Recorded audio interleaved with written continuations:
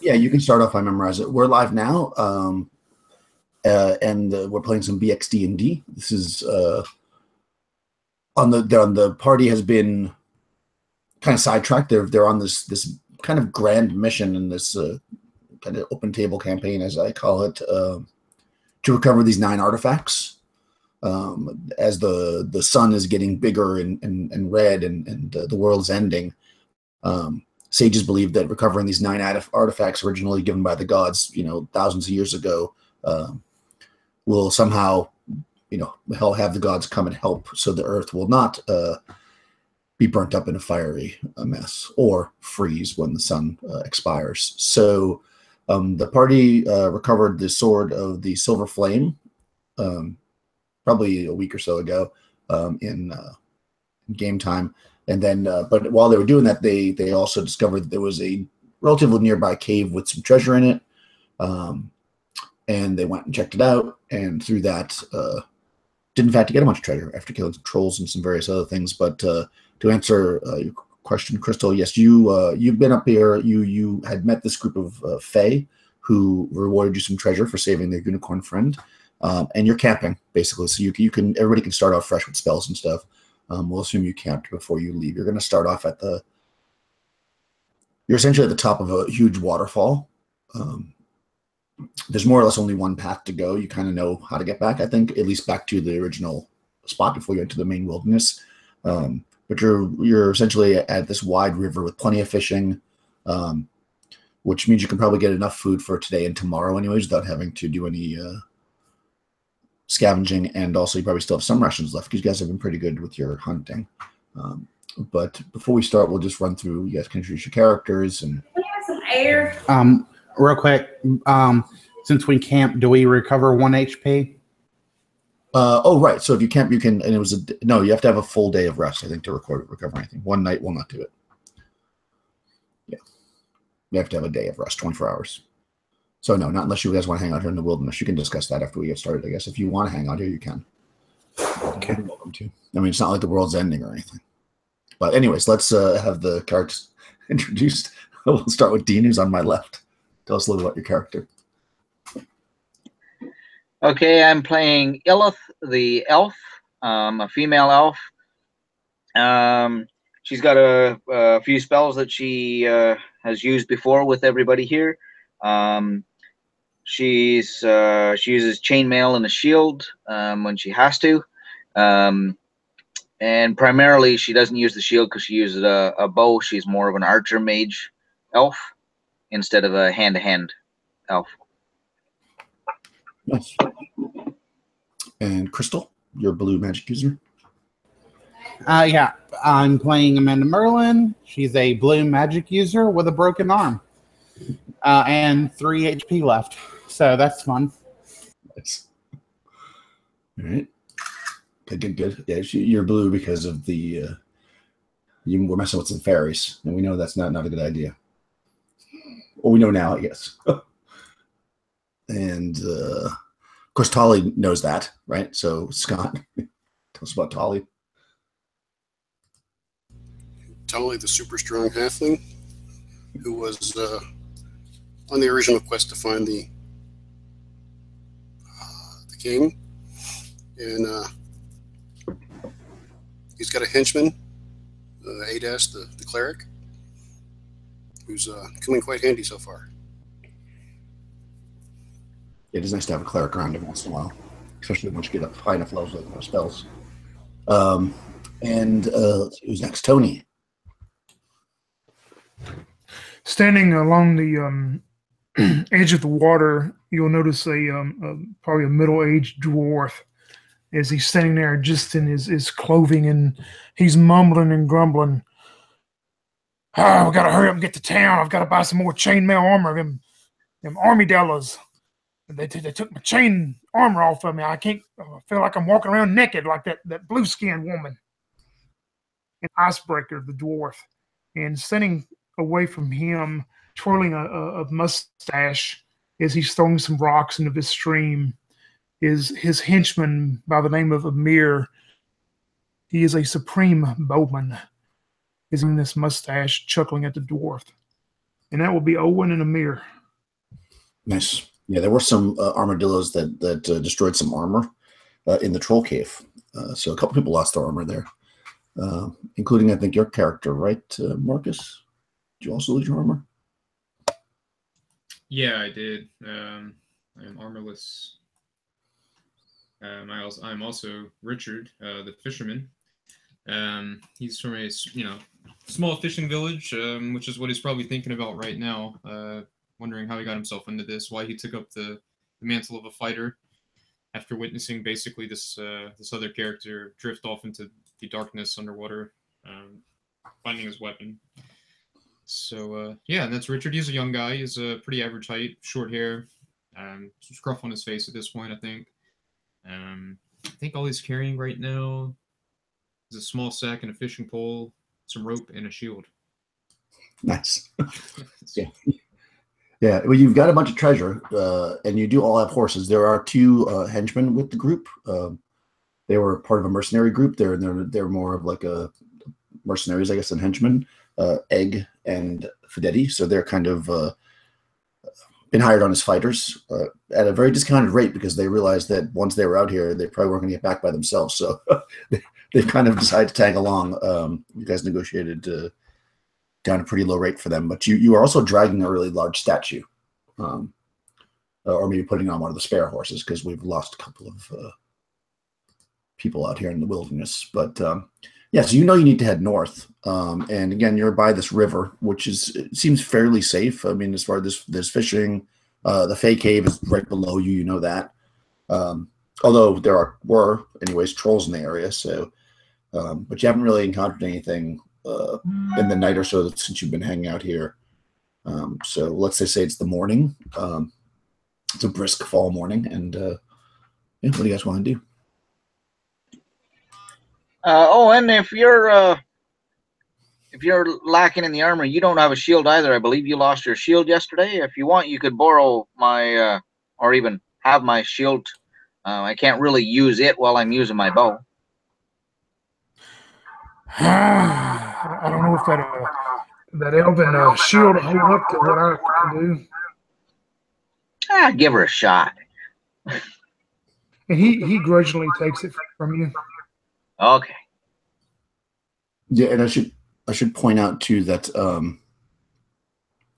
we do have the house rule that shields can be splintered. So if you are using a shield and you get hit before damage is rolled, you can decide to lose your shield. Yeah, so keep that in mind because that could be useful and has been on many occasions, I think.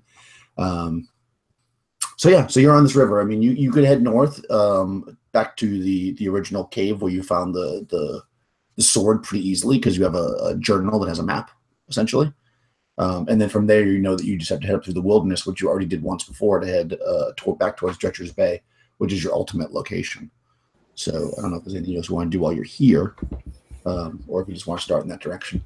While we're here, don't we have a cleric in the party that could maybe provide me a little bit of healing? Yes, indeed. He doesn't charge that much either. Well, whatever he charges, I'll go ahead and spend it because I'm on my last leg here. He's being well paid. Don't worry. Awesome.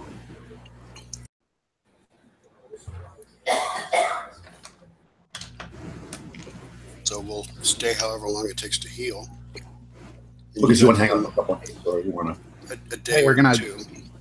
Okay. We're gonna stay in the forest. No, in Dretcher's Bay. Yeah. Travel. Yeah. We can sit the longer we can. It's gonna take me more than a day or two to heal. I mean, unless your cleric ally can help me a little bit. As we travel once a day, he can cast a heal for you. Okay. How many days is it to Dretcher's Bay for us? It's about 3 weeks. Oh, 3 weeks. Wow. Okay. Yeah, so it's a long way. Yeah. Yeah, it took you about 3 weeks to get here, roughly. So, which time goes by pretty quickly. So, so you're gonna head out today. First thing, you don't want to hang out here. You're gonna head out and heal as you go. That's the plan. Okay. First day you'll get 5 hit points. I'm okay with traveling as we are. Okay. So am I going to receive healing now, or? Yeah, first day he'll cast him. It's 5 hit points. Oh, nice. Okay, I feel much better. Thank you. But he's still holding his other spell for himself. Yeah. Let's do, I guess, a marching order. I mean, you're going to be going primarily the first day or so. You're going to be traveling through this kind of narrow path, so you'll be more or less single file on horses. But what we'll do is if you go double, then I'll just move people up next to each other. So that's how we'll do it, unless you want to do something different. So who's going to be at point? Richard will volunteer, even though he's armorless and weaponless, I think. And weaponless. Nice. Yeah, you probably could, if you want, you could like pick up a big stick or something, use as a club, because you're a fighter, right? So yeah, I'll do that. you should at least have a stick. Second be a D6 or D4. It's not good having our fighters without weapons. I'll actually give you my longsword too, seeing as I use my bow more often than not. And if it comes to being up next to something, I'll just pull out my chakram and punch him with it.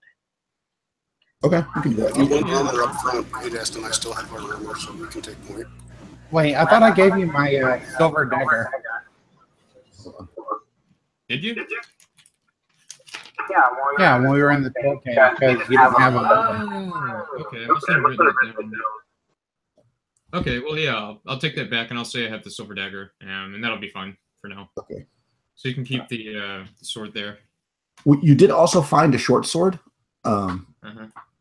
as part of the loot from before in the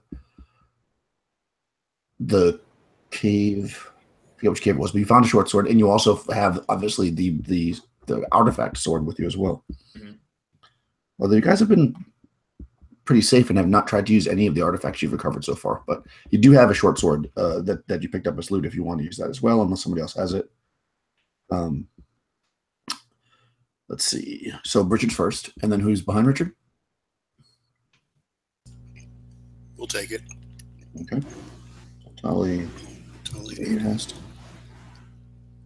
I'm gonna put Owen somewhere in the middle of the group, and Amir would come up, bring up the rear. Probably the last one. Okay, so I'll put Owen next. I'll travel just behind Owen. Okay. Owen, Amanda, and then. Being a support fighter with the archery and the spells, I can go anywhere that needs to be watched. Okay. Well, you could go. You could either. See, right now we have Richard, then Tally, Adast, Owen, Amanda, Amir. So you could go anywhere if you want to be stuck in between. You could go on the other side of Amanda. You could go before her, after her. What do you think, guys? Do we need more people near the back watching, or more people up near the front? Watch our back. Okay, that works. Okay. Cool. Hold on. Do I have your? Did you, Dean? I need you to write your character's name and.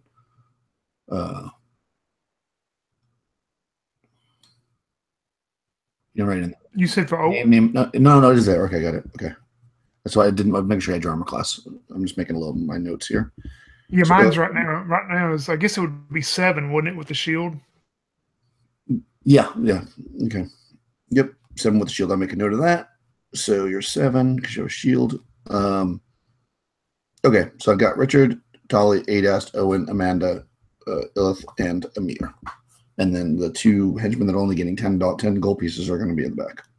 Because they are definitely not going to be up front for 10 gold pieces. Well, I mean, they'll run forward when it's time to fight.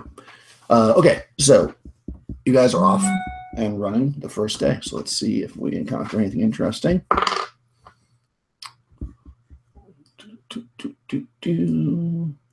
Somebody keep an eye on the skies, too.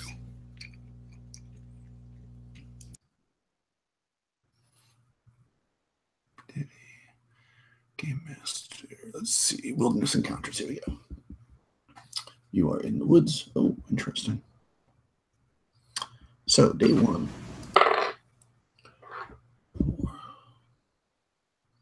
Oh. So you guys are traveling along.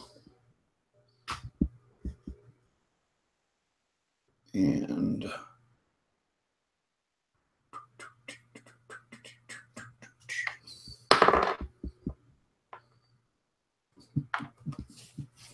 nice. So you're traveling through it. And remember, this part of the forest as you're heading towards the thing. Actually, you encountered those chickens here before.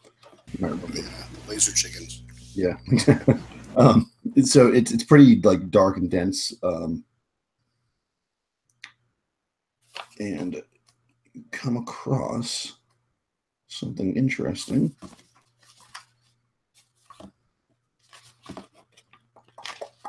So let's roll this first. Oh, perfect. You are surprised by it. Or them, I should say. Well, actually, you have to see if you surprise them. And you do, so you're both surprised. So neither one of you are surprised. I just want to see the number recurring, sorry. 1d3, here we go. 2. Okay, so you're traveling on the path when you come across, you're traveling and you hear like some rustling, and of course you had mentioned keep an eye up.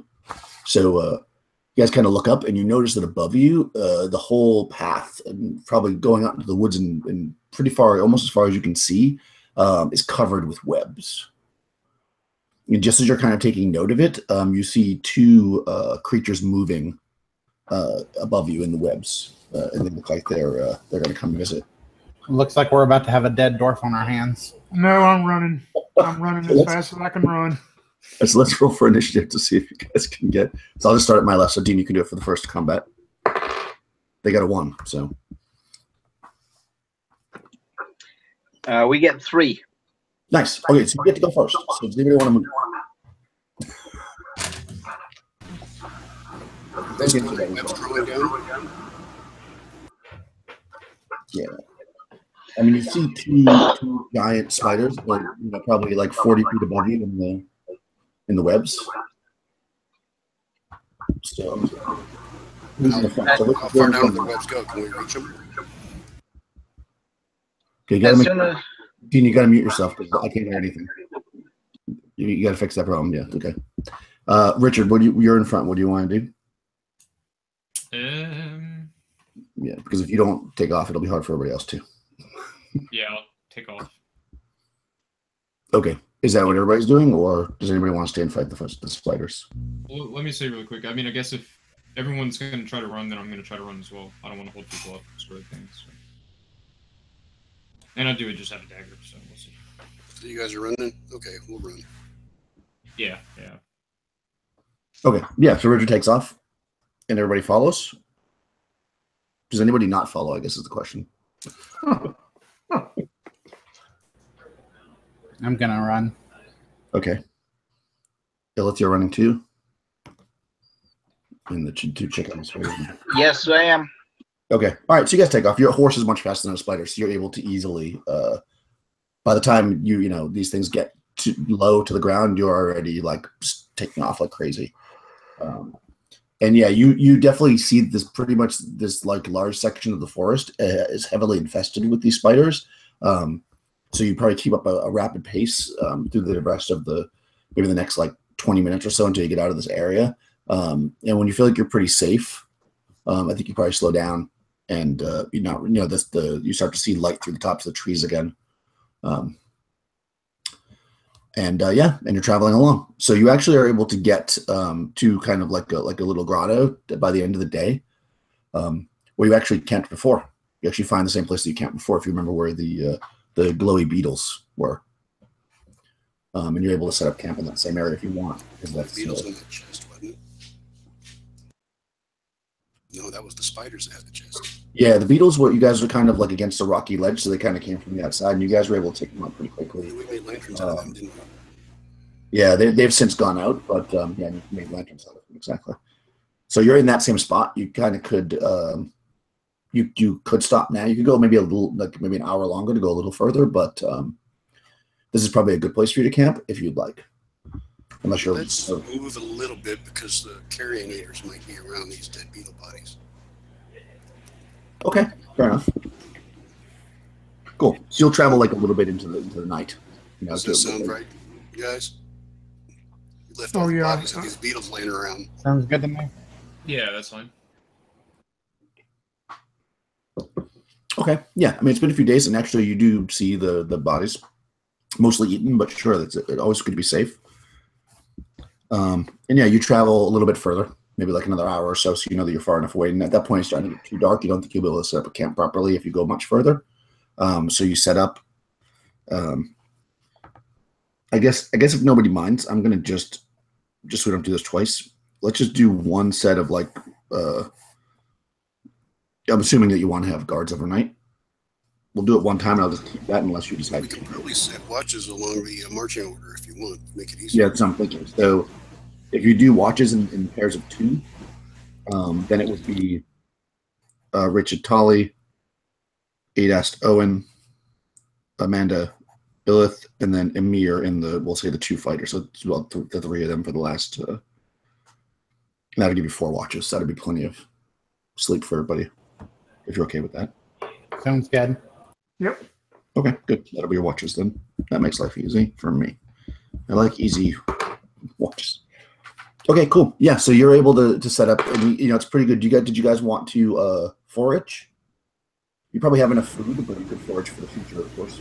Yeah. Well, yeah, I might as well try. Just 1d6. Yeah, roll d6. I'll say that like 2 of you can try because you're kind of starting late. So only 2 will be able to try today. 4. So I probably didn't get anything. Okay, anybody else want to try? Sure, I'll send Adast help. 2. Okay, so no, you need to roll 1 to catch anything foraging. So you don't find anything new, but it is getting dark, and you have some leftover fish because you picked up enough, so you're pretty good for today. So you're able to set up and for your camp, and this spot is not as secure as where the beetles were. Like you definitely have to watch all angles on it, but you do go through the night with no real disturbances. You hear some animals moving around and stuff, but nothing gets close enough to the camp that it creates any kind of an issue. And in the morning, you're able to kind of get rolling again at a normal pace through the rest of this kind of foresty area. The paths are starting to get a little bit wider, but it's still mostly a narrow path because this is still that part where from the cave where you recovered the sword. Remember this is more like a more of a narrow path. And Well, we're not lost. That's good. no, not yet. You're definitely you're kind of on. There's almost nowhere else to go. So you're in a pretty good position as you're traveling along. And let's see. Everybody roll a d6 and tell me if you get a 1 or a 2. Okay. I got a 3, so no. I got a 3 as well. Owen got a failed, 6. and Amir got a 1. Okay, cool. Okay, good. One of the fighters, Egg, got a 2. How about Amanda? I got a 6. Okay. So yeah, you guys are traveling along, and all of a sudden, let me roll some distance here. Well, first of all, I did specifically say I'm looking up, so. yes, I know. Yeah. So you feel you weren't looking up exactly at that moment. That's why I gave you a 1 and a 2 to find it. You feel though a massive temperature change. And at that point, you do look up, and the 2 that got the lower enough number, Egg and Emir, are definitely notice it first. You see a shadow, a very large shadow, kind of drifting across the forest edge. Like you can see that it's getting darker, and then you see above you a dragon, and it is not very far away. Common occurrence for us, so yeah. Yeah, this is not the first dragon you've seen. This one, though, is white, which is a little bit unusual in this area, you think, based on the fact that it's not a cold area. But it is, in fact, a white dragon. And I need to let's see what page dragons are on so I can see how big it is. But yes, there is a white dragon, and it's only about 70 yards away when you see it. It's flying overhead. It does in fact see you. Direction. Amir, whoever's in front of him, he's gonna softly whisper to him, "Pass it along. There's a dragon overhead. Everyone needs to get off the trail. We need to get off the trail now." And he's going to start moving his horse off the trail into some brush or something. Okay. And I don't remember who was in front of him, but. Oh, great. We're playing telephone with a dragon. We're going to dismount and hide. Yeah. Yeah. Sure. So because two of you noticed the dragon before it got too close, I'll say that you're going to be able to do that with it before it gets like really close. You'll get around to get off your horses. It is all right. They're only one size. Right? I'm not dragon in a while. Sleeping dragon. It's not sleeping. Age. Here we go. Okay, perfect. All right, so it's like you've probably never seen a white dragon before, but it's pretty big, and in fact, it is. Let me see if it talks. Nope. Okay, so that's both good and bad, I suppose. So this dragon is it sees you in the horses. And it's fairly hungry. It kind of circles around a bit and gets low, but at 70 yards, or I should say, it's up high. But as it starts to circle lower towards kind of where the tree line is, you can see that it kind of realizes that it would have to smash through these trees significantly to get to you, and you're already kind of scattering. So. With kind of a mighty flap, trees, branches blow back and stuff, it actually takes off and goes up. And it heads to the west. And you think that it's gone, as far as you can tell.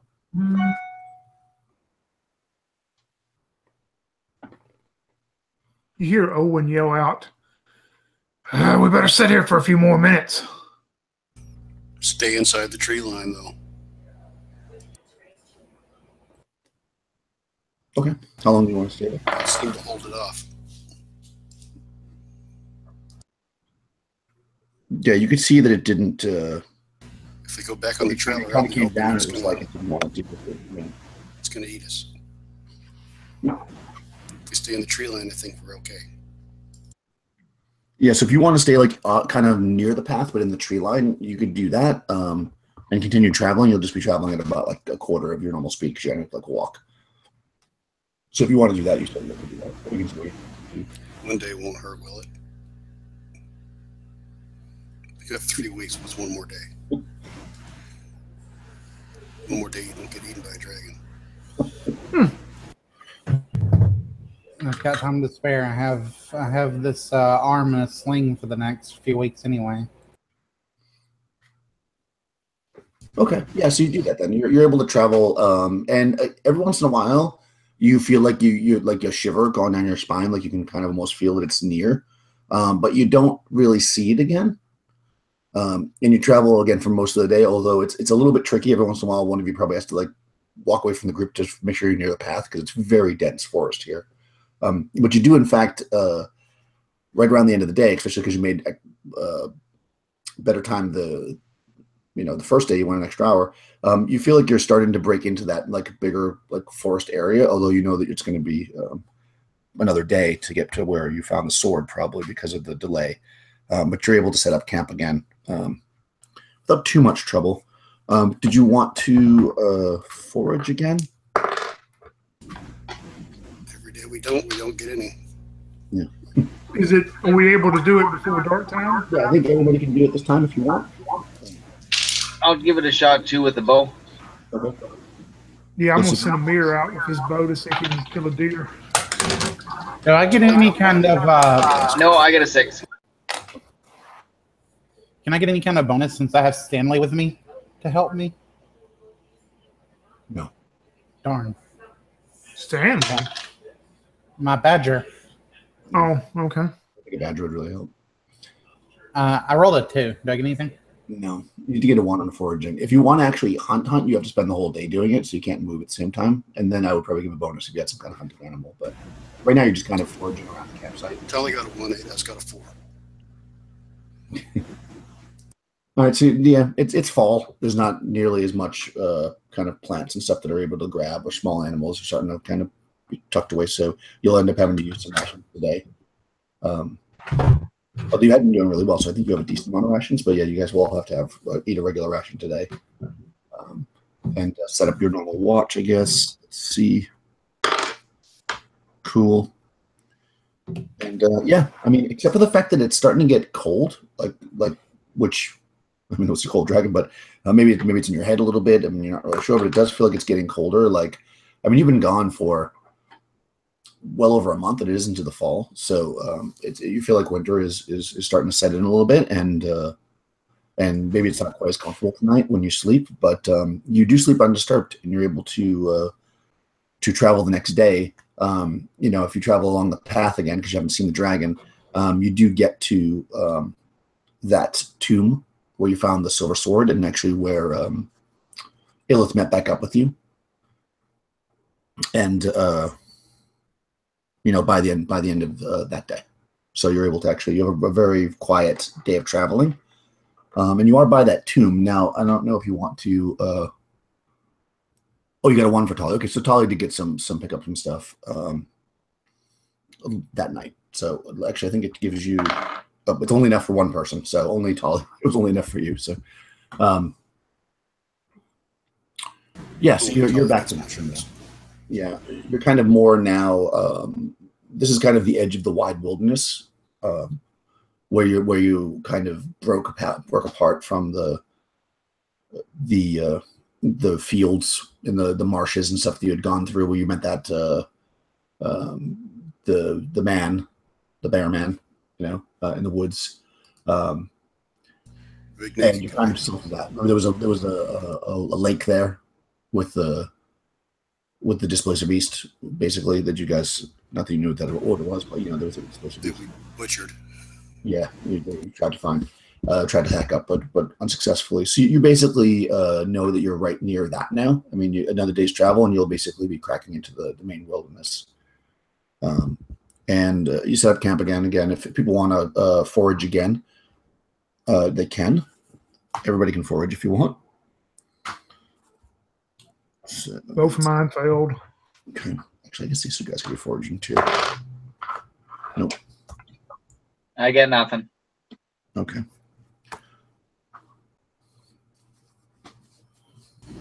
Nope. All right. I just closing my window there. Let's see. It's getting cold outside. No. Failed. Okay. How about Amanda? Nada. Okay. All right. So you'll eat rations again tonight. You do know that you're coming close to that lake again where you killed the thing, so you figure there'll definitely be food there. So you set up your camp again this night, and once again, you have a quiet night. It's getting colder. You don't see the dragon again, but again, it feels cold. Like whoever's having the various watches definitely feels like it's getting colder and colder. And especially with the way, although it's been this way your whole lives, but especially with the way the sun is, I mean, it's not up that many hours, so it doesn't really have enough time to come back when you get a cold night like that. So the frost is on the ground when you get up in the morning to head towards this lake, essentially. How many people are still carrying injuries that we've gone 2 days here without using the cleric spells? Oh yeah, that's true. You could have. Yeah, I'm still a little hurt. Okay, I'll give you one more then. 4 points. Oh, nice. Oh, nice. That's enough to heal me up to max. Perfect. Yeah, I'm at 12 out of 17. Well, No, you get tomorrow's. Yeah, sounds good. So since I'm healed back up to max, it means my broken arm heals automatically, right? No, but yes, it's good to be here. It doesn't hurt anymore. It's just still broken. Yep. Exactly. Wow. Okay. You guys are destined to run into this dragon. Let me just see.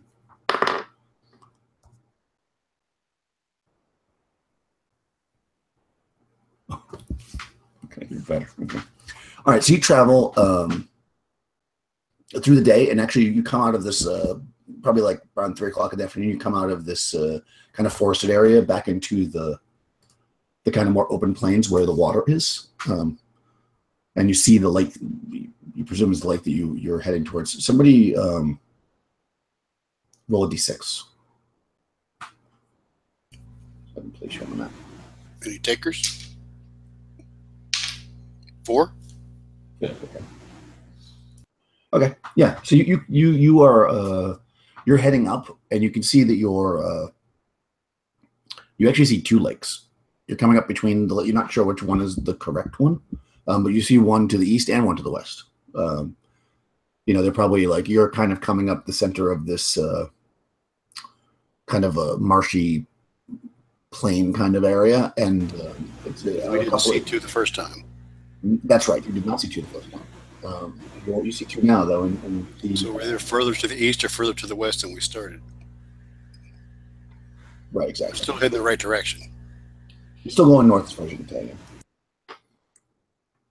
Yeah. You can either go towards the west for the lake there, or towards the east, I guess, if you want to go to a lake.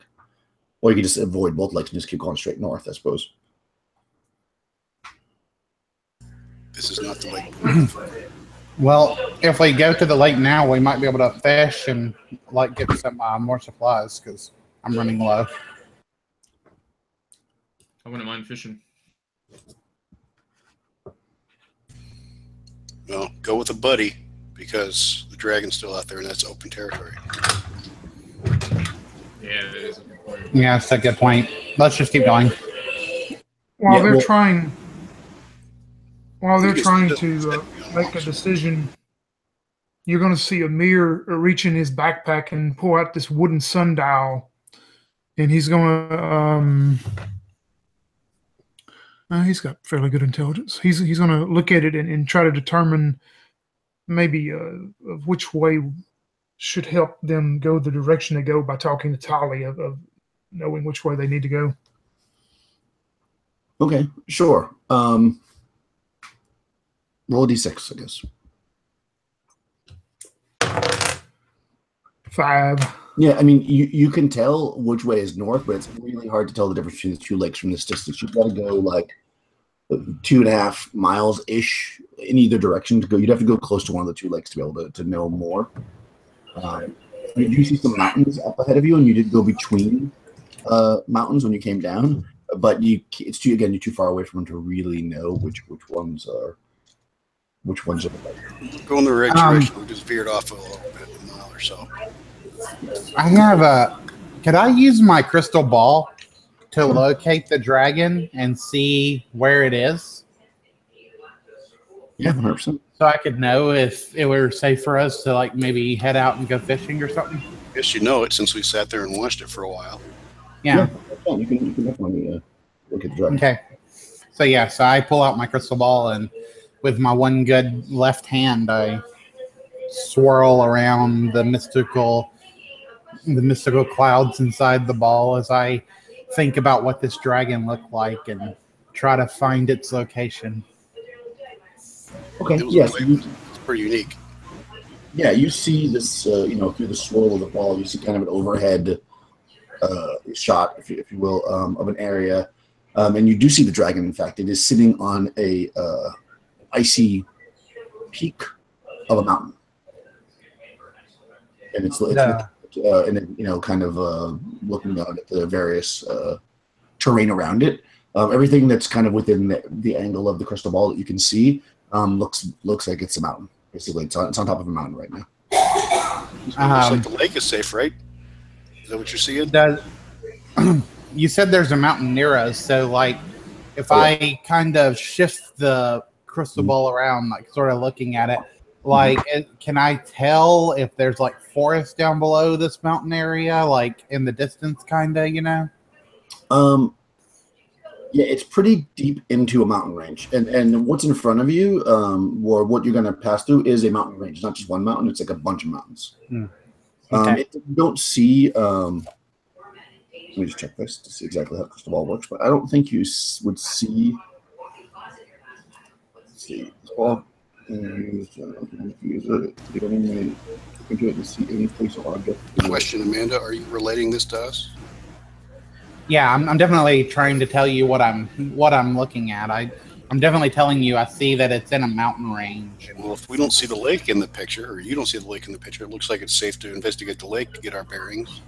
Yeah, I think from your angle, like if you were to kind of like look around, like from your overhead view, also that the crystal ball would give you, you don't see a lake. You don't even see grasslands. You mostly just see mountains. So if it is in the mountain ranges that are in front of you, it's probably deeper into the mountains. All right, yeah. So I'll let you all know. No, it's probably safe to go to the lake. It looks like it's really deep in the mountains. I didn't look like it, and it's just kind of perched there. So maybe it's resting or something for now. So it might be safe to go to the lake and do a little bit of fishing.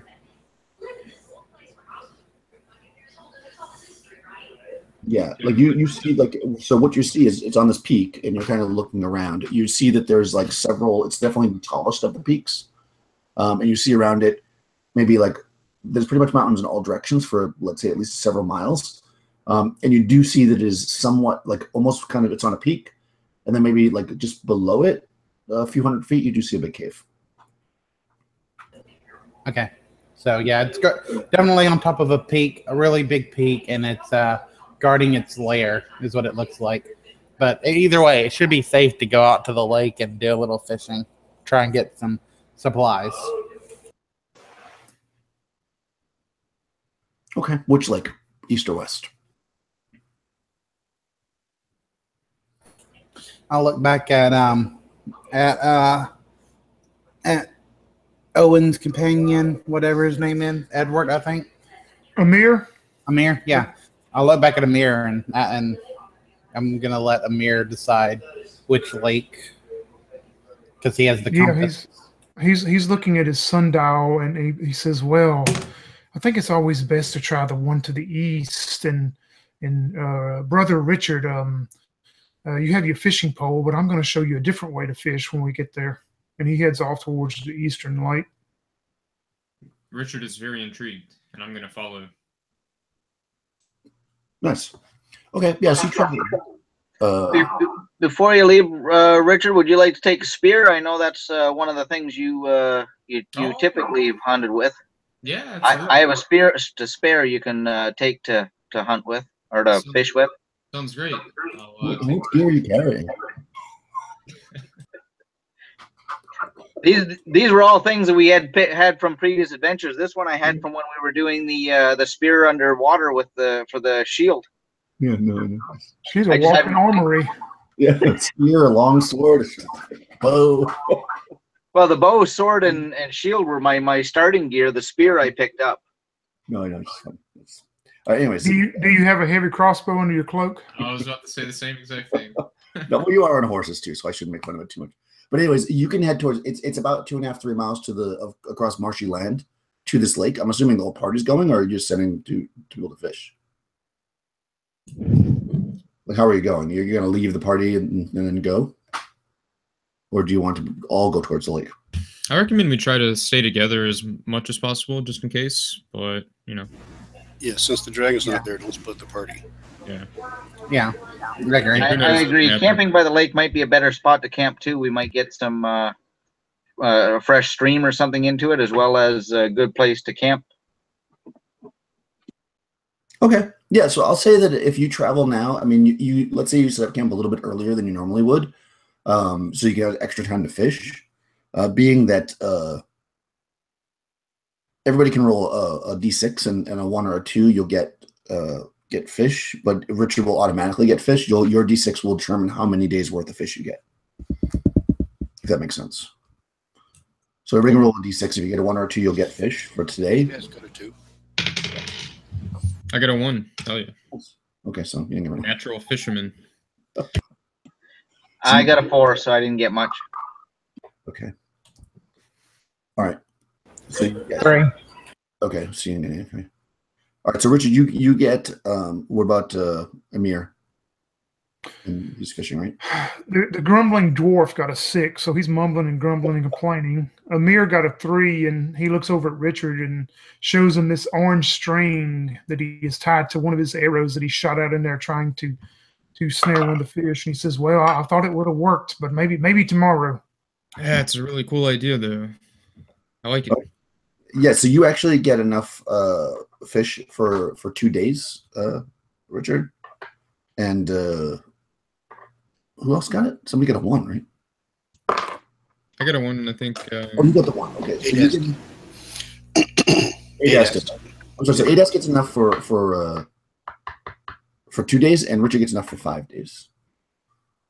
It'll be for one person. So it's basically 7 rations is what you get, and there's 6 of you, so probably just enough for everybody, more or less. And yeah, so you notice as you get close to these hills, so you come into this like marsh area, like I said, you're on one side of this lake, which is about 2 miles across. To the north of you, it looks like it's breaking off into like more hilly type land, and you're kind of looking, and you can see that you've got these mountain ranges. It looks like there is a bit of a low spot if you were to head northeast, mostly north, but northeast-ish. That should put you kind of between the mountain ranges as opposed to through them, if you want to go in that direction. Or you could head north, northwest, and go towards the mountains through the marsh, which you'll travel faster through the marsh, but then when you get to the mountains, it might be slower. So that's kind of your logistics for that. So think about that for a second. I'll tell you what happens while you're fishing. Let me see if you're surprised first. Oh, you are. And it's not. Okay. So while you guys are all fishing, something comes out of the lake. Yay. It's a fun thing, too. Nothing but fun for you guys. I'm going to tell you that right now.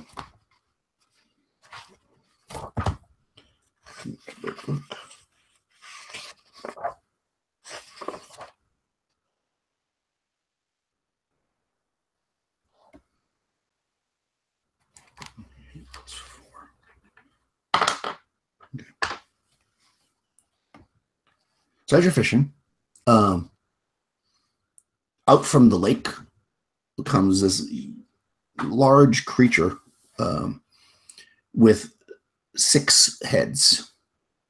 It must have been under the water in a deep area, because all of a sudden, at first you think it's 6 like giant snakes. Basically, it comes up out of the water. It looks like it's a swimming type creature. It has like a tail and just like front legs, and it has 6 heads, and it's going to attack you because it has surprise. So I think there's 6 of you, right? Oh, plus the 2 henchmen. So this is, yeah, okay. So we're going to go like this. The first head is, I'm just going to go use this as my D8 thing. The first head is attacking Fideti. Second head, actually, I'm going to do one at a time so we don't, let's just do it this way. Otherwise, we'll lose track of it. So first head is attacking Fideti. It hits.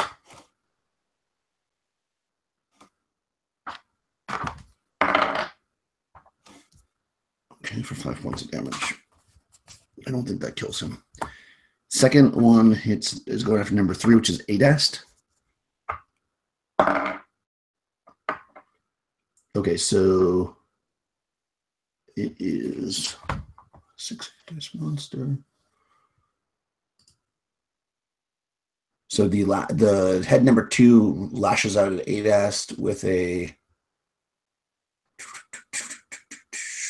yeah, that will definitely hit it. It's going to hit armor class -1.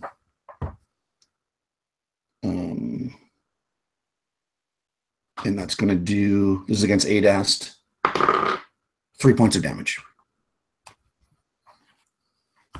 Okay. The third head is also going after Fideti. He looks yummy, I guess. But misses, I think. Did this thing crawl all the way out of the lake? No, it's at the shore. Or is it a sea monster? It's hard to say. It does have legs, but it looks like it has a big tail too, so it's kind of like a hybrid. almost like a tadpole, but like with legs. Run away. Exactly. That's always the way, right? So that was head number 3. Head number 4 attacks also Fidetti. Jeez. Misses again. Head number 5 attacks Amanda. That's going to hit armor class 3, so that's going to hit you. Good thing you got healed up. You take 9 points of damage.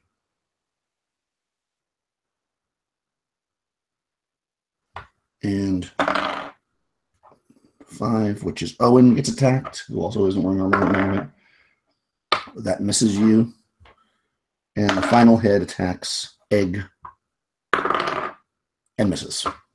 Okay, so this thing comes up, and like I said, it looks like it can probably get out of the water, although probably not. It's probably not very fast out of the water, and it definitely has you engaged near the shore. So, what do you want? Oh, let's roll initiative, I guess. Well, actually, let's try to do it the right way and call actions first. What do you guys want to do? We'll just go down the line. What does Richard want to do? Are we retreating? Is that the plan? Well, yeah. It's a water creature. It can't chase us that fast. Yeah. Yeah, I'm gonna start.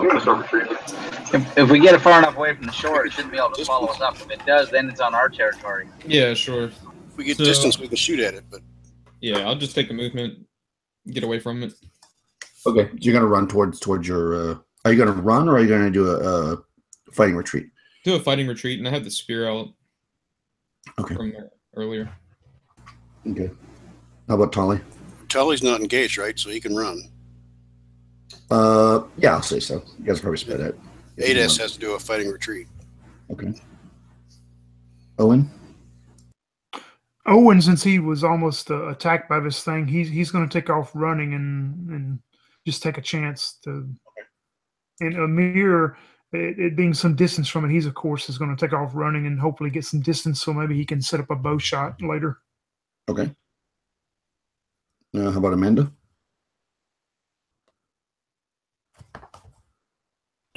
Amanda, who's on her last leg, is going to do a fighting retreat. Okay. And Ilith?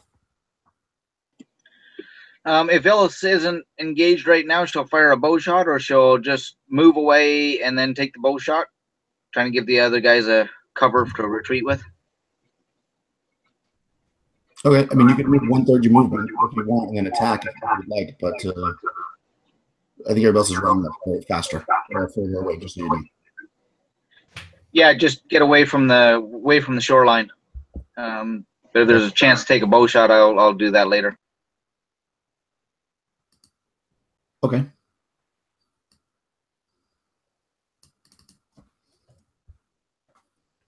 So I'm just adjusting this guy's hit point. Boom. I think that's everybody, right? I asked everybody up, and then the 2 henchmen are going to run because they're. No. Today's going to run. Your leaders is the next day. What's that?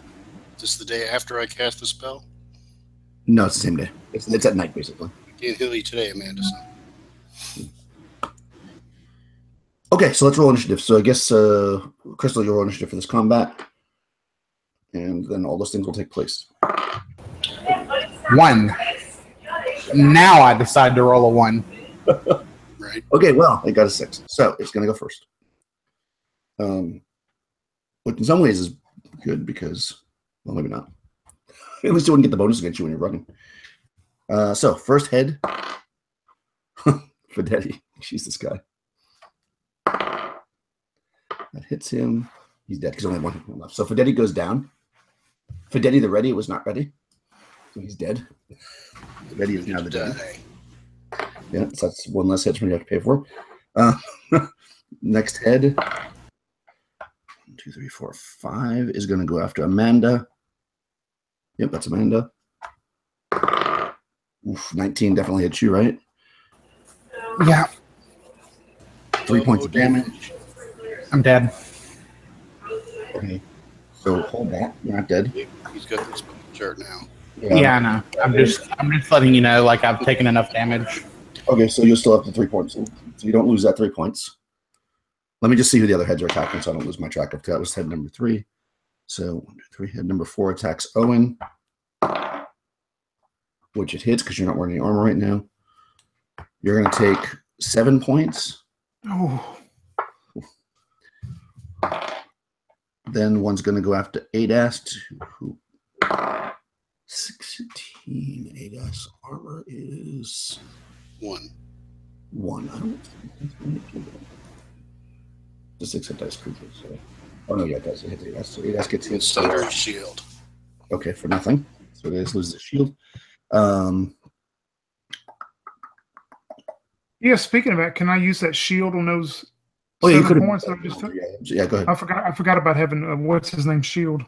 Okay. I'll do that now. All right. That's fine. I'll allow that. It's your first time with the shield. We'll allow that. Try to remember before I roll the damage because you're supposed to do it before I roll the damage. Okay. But I'm a nice guy. Oh my god.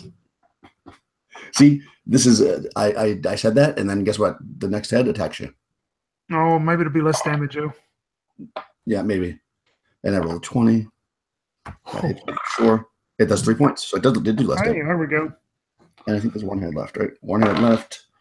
Attacks number 6. 1, 2, 3, 4, 5, 6 is Ilith. You get attacked by the final head of this thing, and it clearly misses you. So let's just do a quick chart to see what happens to Amanda, who, with her broken arm,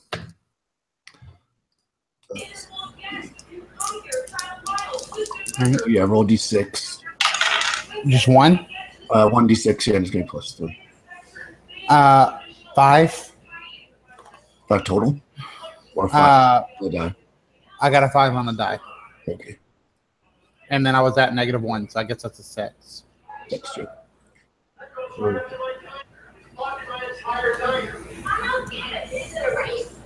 I didn't open this up for some reason. House rules. What's that? I'm sorry, I didn't have the page open. Sorry. Let's see. Number 6. Knocked out. Not dropping your roll. So you get knocked unconscious. So should I get a 0 hit points? No, you're still at the hit. You don't lose any hit points. Okay, I'm just unconscious. You're unconscious for a certain number of rounds, which I'll let you know when you're up. So yeah, you go down. This thing hits you, and you fall down. Now, you guys, now you all start to run in the various different ways. You do see Amanda being left behind at this point as everybody runs away from this thing. And I guess Grab her and run. Yeah, I guess you could choose to not run and grab her instead, but you won't be able to grab her and run. Well, Charlie will grab her. Yeah. All right. Yeah, you can run and grab her, and then you'll just have to move your normal combat movement. Basically, you won't be able to run. So you can move 1/3 your movement after you grab her. All right. So you're dragging Amanda, and okay, let's just roll initiative. I like doing, even though that's the official way. I think I like doing the way I do it. Let's just roll initiative. You guys can decide as we go. You can roll still, even though you're knocked out, Amanda. Yeah, we went last. So yeah, you just went. So now the initiative. Yeah. Everybody ran. That was what you were doing. right. Uh, Tolly, he grabbed her. Yeah, that's all. Yeah, you only ran. So the people that are actually far away right now are Egg, Amir, and Owen. Everybody else did a fighting retreat for the most part, except Polly, who just dragged her away, which is essentially the same thing. So you guys are only about 30 feet away from the shore right now. So we just need initiative now. So it's still within fighting range for you guys. Like you're 30 feet away, but it's pretty big. So it can. Crystal's doing initiative for this one, so Yeah, exactly. So it doesn't work initiative. But if roll you better than get 1. You here- can't do worse. Yeah. Yeah. Crystal, something better than a 4. 5. 5, perfect. All right. Well, it's not. I mean, it's not engaged with any of you because you've already moved away, so you can move your full movement without taking any penalty. So you're going to go first if that's what you want to do. Trying to get some distance on it. Yeah, you can probably get to the horses at this point, anyways, because the horses are probably just offshore somewhere. So, yeah. Let me just see if it will follow you onto the shore. I don't think it will. Yeah, it kind of starts to come up a bit and like chomping and stuff, but it doesn't come on the shore. It's just more like flailing around. And if you take off, you'll be able to get on your horses and go. I'll say, though, because you were all fishing at that time and that you probably lose all the fish that we just went through that process of getting. You had to dump all that when you ran. But, oh, no, not the fish. I mean, we'll say fish. You know, it like starts eating fish. And, Can we take a bow shot at it from the horse? The range people? You can shoot at it if you want. I mean. Yeah, that's something Amir would do. Okay.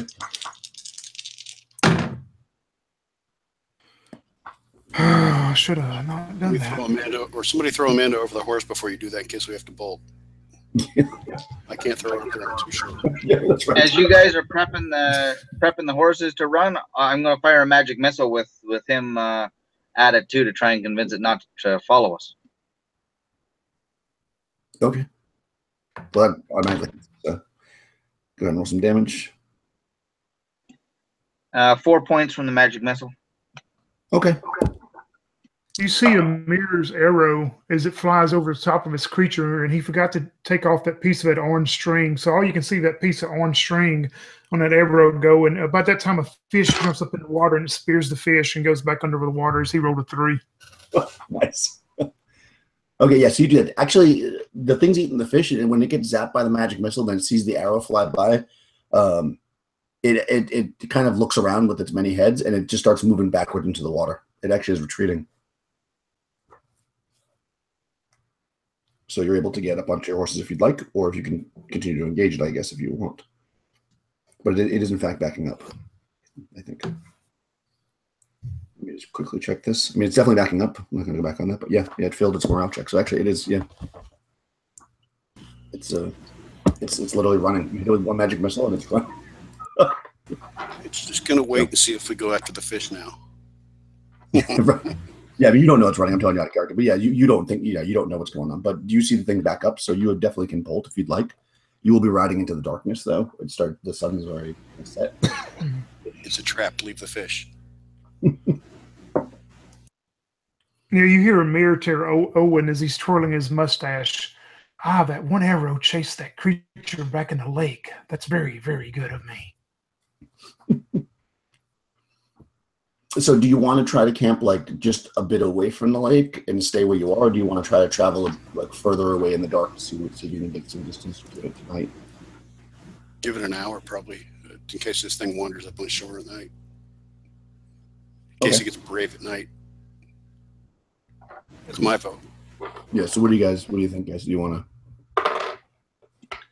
Yeah, I don't think the shoreline's as safe as we originally thought it might have been. I think we do need to move a little bit away. Yeah, that was quite dangerous. Yeah, we need to get away from this. That didn't. It took that shield like a fish out of my hand. Not good. Every body of water we find is full of monsters. I don't know what it is. My whole life I've fished and never seen monsters like this. Thought the water was peaceful. Beginning to doubt my profession as a fisherman, honestly. And the young girl over there, she don't look too good. Anyway, you'd asked. I know you helped her, but she's looking bad again. The ocean's full of giant lobster people. Small ponds in the woods are full of hermits that are crazy and expensive. The lake with the sea monster, now another lake with a sea monster. I guess the world is ending. That's true. All right, so you're able to travel, and you set up a really rough camp tonight. It's not the most comfortable camp because it's dark when you're setting it up. Right at the edge of the hill line. So you kind of come out of the marsh, and you're kind of right in the hills a bit. And while it is a bit of a not the most comfortable night in the world, you get through it with the sea creatures and follow you, and nothing else really seems to bother you. Yeah. Before we bed down for the night, does the cleric have 2 spells? I hear you say there, Owen. Yeah. Well, the other spell is a night spell. Okay. Okay. I think we really need to heal some people up more if we're going to run into these kind of creatures across the countryside here. 2 healing spells. We give 1 to Amanda and 1 to whoever else is wounded.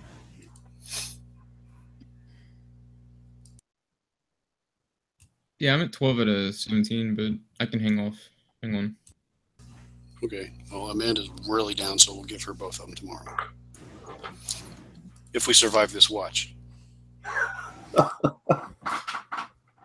So yeah, so you camp through the night and you do still have the watch. Nothing seems to bother you in the hills. Do I wake up from a watch, or am I unconscious throughout the night? Oh no, I'm sorry. You wake up after only a few minutes. Like once the horses start taking off, you cough up a little bit of blood and wake up. All right. First thing in the morning, you'll get 10 hit points. Oh, nice. That's enough to heal me to full. Blew both spells, so he's out for the day. Nobody get hurt. What do you guys say to making a little scout around this area, finding a really, really good spot to find a fortified area here, and hunting for the day? Yeah, that sounds like a good idea. See if we can find a nice cliff face to back up against, and build a spot for a nice fire, and set up a good camp for the day to rest and heal up for the morning. Do a spells dedicated again. hunt so we can actually get a meal instead of berries and mushrooms. Exactly. A couple of us with bows can go and hunt for real good game.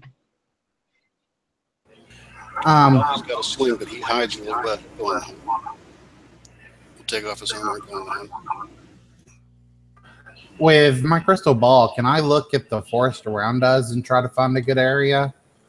No, because you have to decide what you want to look at. Okay. So And we're semi-lost, so we don't know this area. Right. you can't just do well, I suppose you could look at this area, but you wouldn't see much. You'd see what you see. Like you can't say 20 feet away. You have to think of a thing. So you could look back at the lake because you've been there, but you don't know what's around you, so it would be hard for you to do it. Yeah.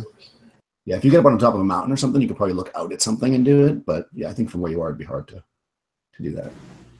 So you're basically you're basically in a hilly region.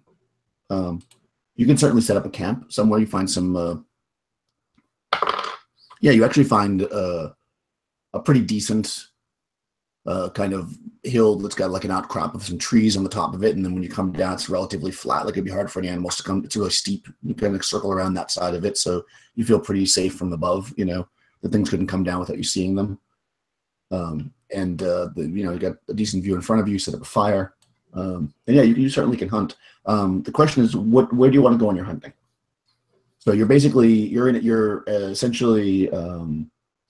you're in a hex. I mean, just sort of for game purposes. So what direction do you want to go? Give me a cardinal direction, and I will tell you what's there. Whoever's hunting. Why not north, since we're headed that way anyway? We haven't been there. South we've been. Yeah, we could scout ahead of the direction we want to travel tomorrow as well at the same time, while we scout out. So north and east and west off of north, kind of make a loop up through there. Okay, yeah, so you get the whole day. So you could travel north. Well, you could travel northeast or north, and then you could travel north, and you could either go like this. So you can go north and then northeast and then south and then southwest, and that would put you back where you started. Or you could go northeast, north, southwest. You can do it that way. If that's what you want to do, it doesn't really matter which order you do it in. But that's the loop you want to do. Yeah, whichever way that loop works around, either way, just to find some good place to hunt. Is there hills and forest in that direction? It's mostly hilly, so you're going to likely. Let's see, animals. Let me see what might be around here. Let me look at my animal chart. Suitable animals.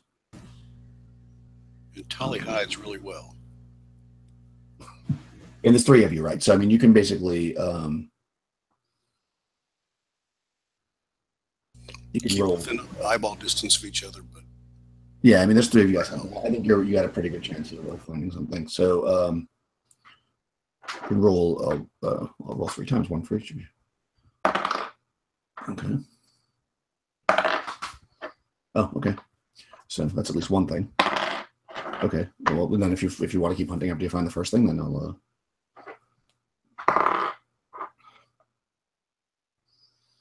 Oh, interesting. So the first thing you come across, you're kind of walking along, and you hear like a hissing sound, and you kind of creep up on it, and you can see you're looking down into the kind of like a slightly sunken area, and you see several large snakes. Actually, let me roll your sneaky thing, Tolly, just to make sure they don't see you. It's like 90%, but just to make sure. Just while I look at them. It's 90% in the woods. Yeah.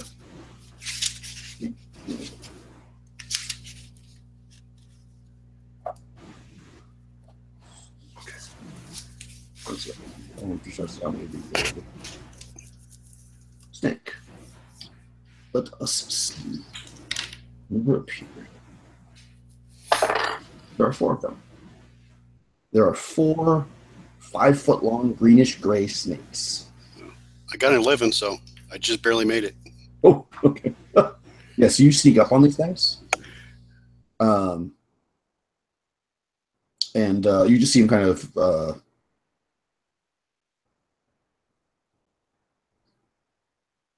interesting. Okay. So you see them at a decent distance, and you... let's see how close you are. Yeah, you're about 75 yards away, roughly, when you get close enough that you're still hidden, but you can see them, kind of thing, like you're in a bush, and you see 5 of these 5-foot-long snakes, and they're kind of like, you know, snakes do that, they're like in a pile together, like doing snake things. So, I don't know if you want to try to kill the snakes, or if you want like poisony snakes or giant squishy snakes. Yeah, I mean, they look pretty hardcore. They're 5 feet long, greenish gray. Yeah, those are poisony snakes, not the big squeezy kind. Yeah, I don't know that you would know. Yeah, I think you might know that. Sure. Yeah, because they're small. You're talking about squeezy like they would crush you. Like yeah, constrictors. Yeah, they're not. Yeah, no, they're too a small. Giant snake that's going to squish me. No. Well, much squish me usually. Yeah, these don't look like constrictor snakes because they're too small. Yeah, they're only 5 feet long, which is not that long really when it comes down to. So yeah, you don't think that they're squishy snakes. Let's take the sling and shoot at them. Maybe that'll scatter them. I don't want to fight 5 at once. Okay, so do you want to do that before everybody else joins you? Because you're kind of by yourself right now. Yeah, because I'm better off hiding by myself. Okay. Oh, good. You can get a free shot at one. If it doesn't break them up, then I'm going to need help. But 17. Oh, well, that definitely hits. Give me some damage. 5 points. 5 points. Okay. Let's see. Will that break them up? Yeah, they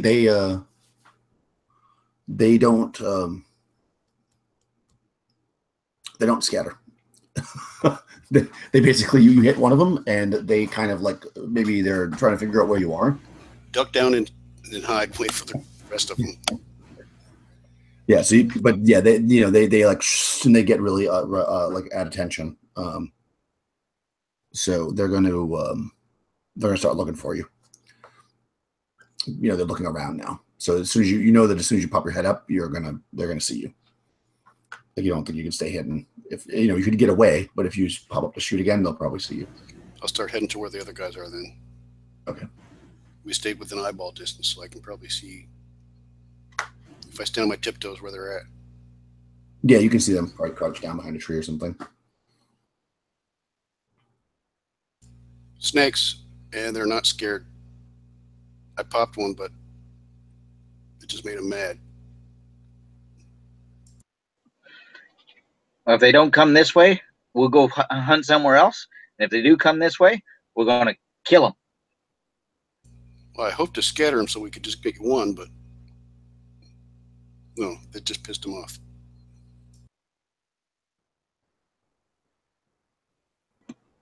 Were they the poisony kind or the squishy till you can't breathe kind? They were, looks like the bitey, poisony kind. That's not good at all. I ain't scared, but He follow us over here.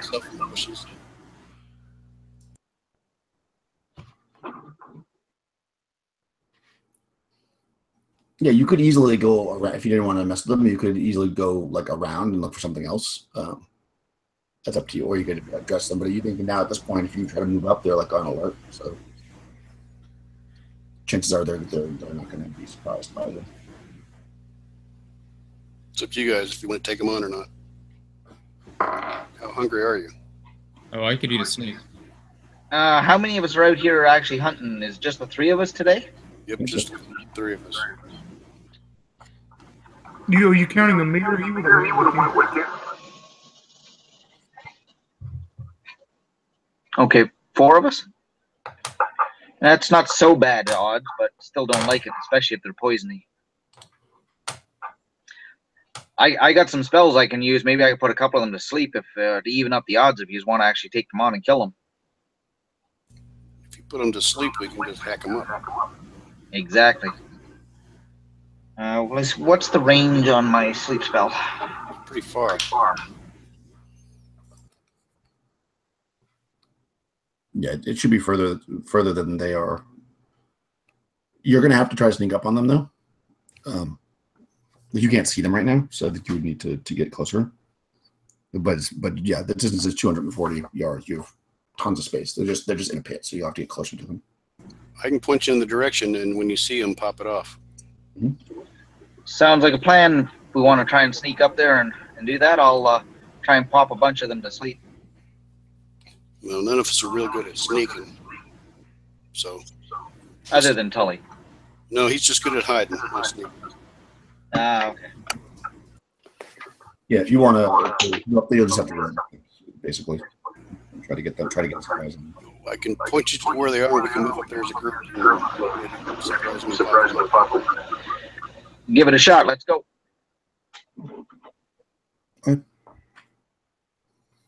All right, Dean, I'll let you roll. Go ahead and roll a d6. D6, 1 second. I got 3. Okay, yeah. So you press the hole. They're not surprised. Barely not surprised. So which means that they're As long as we're still a little distance away from them, I'm going to try and get a whole batch of them together and put them to sleep. Yep, you can do that. They're actually going to, because they automatically. They are going to move towards you, but they cannot move all the ways towards you and attack you. So they're going to move closer to you, but they're not going to get all the way. They're going to close within 30 feet. Okay. Well, get ready, guys. Here it comes.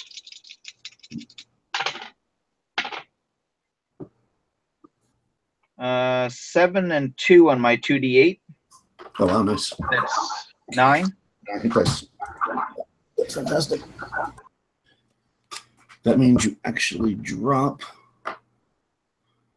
4 of them. So 4 of them go to sleep, and there's only the one left. It's about the only one left that's not asleep, and it is what's it? It went 30 feet, so it's 45 feet away from you. So the other 2 people can go as well if you want. Sure, I'll shoot at it again. You want to shoot at it too?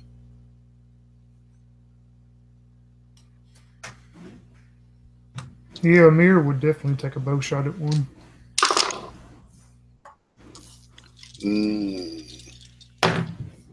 Golly. Nice. An 8. That one. How about Tala?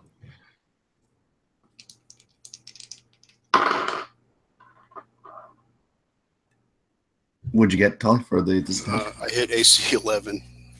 11. Okay, so yeah, that misses you then. Yeah. Okay, so yeah, the one remaining one. Actually, let me roll it around. Oh yeah, it scatters. So yeah, the one that's awake, it like, it's not smart enough to know that they're asleep. It doesn't know what happened. They just stop. So it immediately turns and takes off. It moves its full movement away. So it runs basically. Yeah, that'll do wonders for your morale. Yeah, exactly. Most of the people go down. So yeah, so now you're faced with 4 of these guys that are asleep. So you can just very easily kill them if you like. The one took off. So you do see though that this area is obviously it's nest. You see some like eggs and stuff in there. Even more breakfast. Yeah, so you could pick up some snake eggs if you'd like, but you probably want to scatter because you don't, not for too long. But you can definitely do that. Yeah, you're able to get 4. I would say each one of those is probably a day's rations for the party. So I'd say you get 4 days worth of food at least when you count the eggs plus the snakes. So well done. A day of camping. Woohoo! We got food for the day and actual meat. Yeah, meat and eggs. Food for 4 days. Yeah. Today plus 3 more. Very good. Well done, guys. Now let me roll. While everybody else was back at camp, let me see if anybody bothered them. Nope. Those back at camp had a nice restful day. And actually, because they rested, everybody who rested the whole day and night. Yeah. So if there's anybody at camp that didn't hunt, that was down hit points, they can get some back. Yeah, that'd be Owen. Yeah, you can get 1 D3 back because you got a full day of rest. Oh, 1 D3, okay. Yep. He gets 1. Yeah, so you get 1 hit point back from chilling. And yeah, so you're cranking your way through the area. So in your search, by the way, you realize that if you were to continue to go just straight north, you'll start hitting the mountains. So you got to kind of go, to the east, northeast, if you will. You could either go north like you did when you were hunting, and then go northeast and kind of travel along the edge of the mountains to find a separating point, or you could just go northeast to start off with. Maybe. Well, looking at the mountains, can we recognize the pass that we have to find, or? It all kind of looks. It looks like the right area. Like you came through this area. It just is how close to the mountains you want to travel. The first time you didn't travel that close to them because they were on either side of you, right? So we'll have to get closer before we find our original path. Yeah, I mean, you would guess that if you were going to try to get back on the original kind of path, because you were just going across fields basically. You didn't have like a map, or you just kind of went south. You would need to go probably go northeast. Would be probably closer to what you did before, because you didn't get super close to the mountains before, and right now you're pretty close to them. Assuming these are the same mountains. Whip out your little sundial and let's head the way we think we need to go. Okay. Yes, you can go north.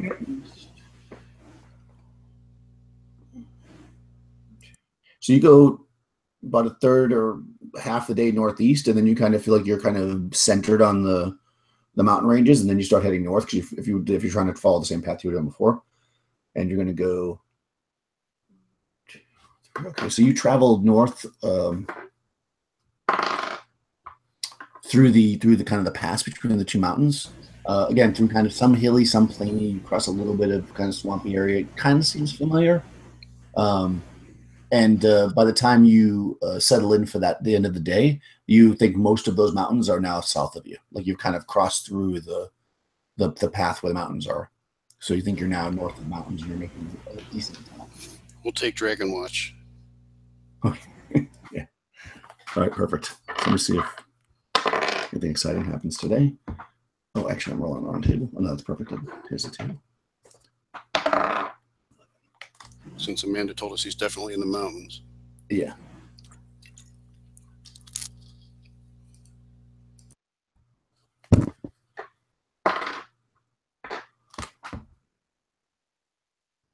All right, so overnight, you think that you hear like possibly this is during like the deepest part of the night, so probably during the Amanda Illith watch.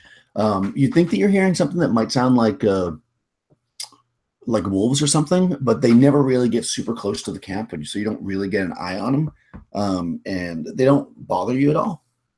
But you definitely sense that they kind of were checking you out, though there was no time where they got really close to you. Close enough that you could see them with infravision or shoot a bow at them or anything like that. And it's been pretty clear, as far as the weather, and it's getting again colder. But again, you're pretty fine, clothing wise so far. In the morning, whenever we go to the next shift, I'll let the next shift know that we did hear wolves and stuff. Okay.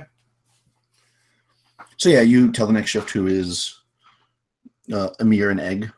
Though Amir and Egg don't encounter, that they don't hear the same things. You just on during your shift where they heard. And yeah, that sundial is really saving you, because I'm basically counting it as very difficult for you to get lost with that. So that's good that you have that. Well, the next morning, if we make it through the night. Yep. The next morning, who needs that healing spell? Somebody was still down. I think there's several of us still wounded, but nobody else. I've got a couple wounds, but I'm at half, so somebody else can take it first if they need it. Yeah, again, I'm only 5 down.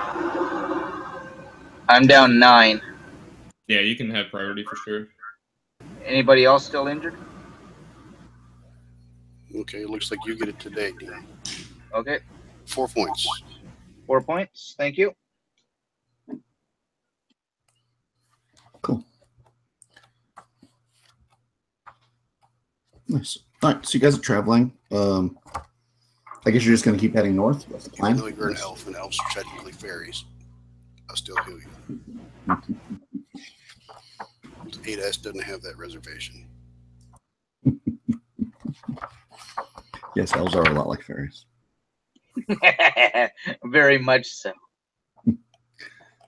Let's see. You are in Mountain Hills, Barren Land. Okay, so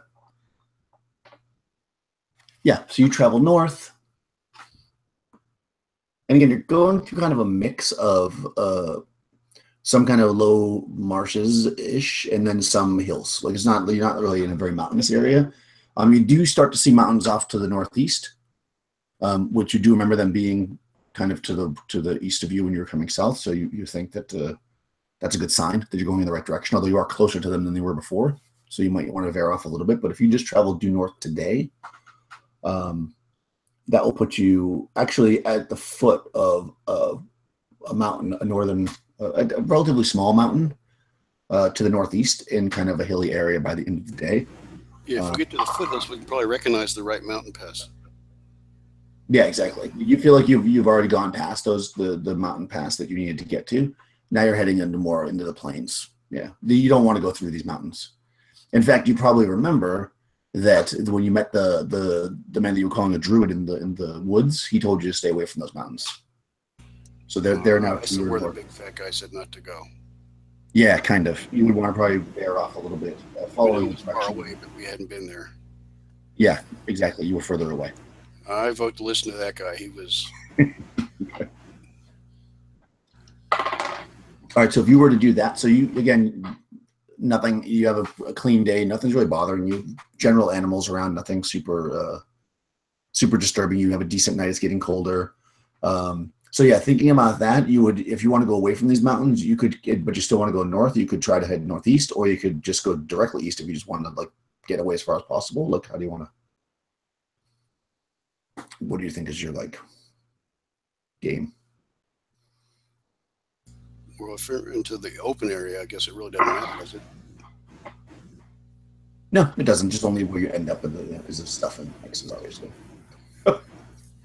There's big X here that says dragon here that I have to like point out. It's not any more advantageous for us to set up camp here as there because it's all open. So yeah, exactly. It just is whether or not you want to go. If you want to go further from these mountains, you could either bear off to get the furthest away from these mountains as you can. You'd want to go directly west, but you could go northwest, and still make time towards Dretcher's Bay as well. It's kind of up to you how much time you care to waste or use or whatever. Well, the dragon's in the mountain, right? Yep. Let's veer off. Okay. West. Cool. All right, so you go west for a day. So you end up that night in like a marshy area. It seems somewhat familiar to you. Like you think maybe this is kind of where you were before, where you met the druid guy. You were in the woods, but it was generally a similar area. And again, no real issues that night. Heading north the next day, You're going to be passing through mostly hilly areas. Let's see. It's pretty clear. It's a storm's moving in. You can still use a sundial because it's not dark, but it's definitely getting more overcast, and you think that it might snow. Although it's not starting yet. And where are you? Mountains, barrens. Mountains, barrens. It wouldn't be the first time we ate horses. That's true. Yeah, you haven't been picking. There's not been much to really forage. That's true. You're probably running a little bit low on rations, but I think you have a decent amount. You had 4 days for us. So that's basically 4 days. So you just ran through.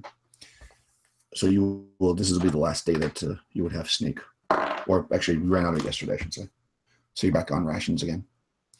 Ooh, interesting. You are hiking through these hills. Let me see if you're surprised or not. That makes a difference. You're not. They are. Okay. So you come across, and you can surprise them if you like, so they don't see you. You're coming up over this hill crest, and you look down into this like small kind of valley, and you see about 30 small, evil dog-like men. So little, kind of like halflings size, but they're scaly and they've got kind of dog-facey look to them. They are dressed only in like loincloths, but they have spears, and it looks like they're maybe possibly a war band because they have some like flags and signage kind of stuff that's like symbols of like skulls and this kind of thing. But they don't see you.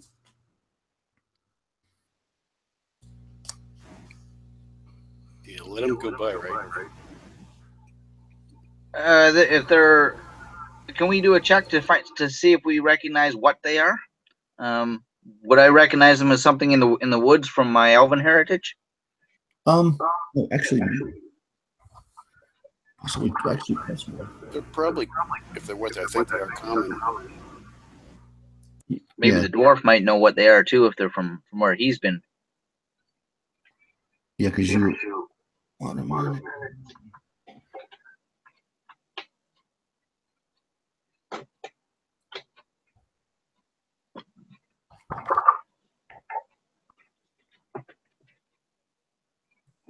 You know, the dwarf would definitely know what those are. If anyone did. The dwarf recognizes them as There's no love lost between the goblinoid races and the dwarves. yeah. The elf would know they're not like straight up goblins. They're kobolds, which are a goblin type race, I guess. And the dwarf would definitely notice them as such. So Owen, you recognize them as kobolds, which are pretty vicious. Well, let me tell you something. I could take on about 10 of them myself, but that'd leave 20 or so for y'all, and I don't think you can handle them because they're pretty nasty little boogers. I say we we need to get out of the way. That's too many of them for us. Well, you know, if we die, they're going to eat the dwarf first. So. Well, like I say, I could take about 10 of them, but that's about all I can take by myself. So I could probably put a large number of them to sleep. I could do the same too. Elf and a man could do the double tap on the sleep. Drop a whole lot of them, make it a lot easier for us, and then we could still put a couple rounds of bowfire into them maybe. If they're a war band, they might have some loot too. How about can we get ahead somewhere here and set an ambush to get them right in tight on us to do that? I also have a phantasmal force saved up, so we could let them get sort of toward us, and I will summon a basilisk in front of them and cause them to perhaps, scrunch together in fear. Well, who doesn't have their armor? They can take a runner and probably speed up faster than they can and lead them. Yeah, right I don't to have us. armor. I don't know. Lead them right to us. Yeah, I can try it. We move in at full speed. For what it's worth, I'm not very dexterous, but We still Don't You're mind. unencumbered. trying. Move fast. Yeah. Yeah,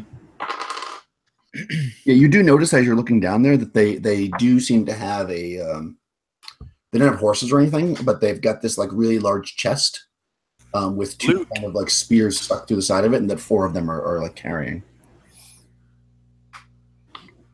Yeah, it could be Luke.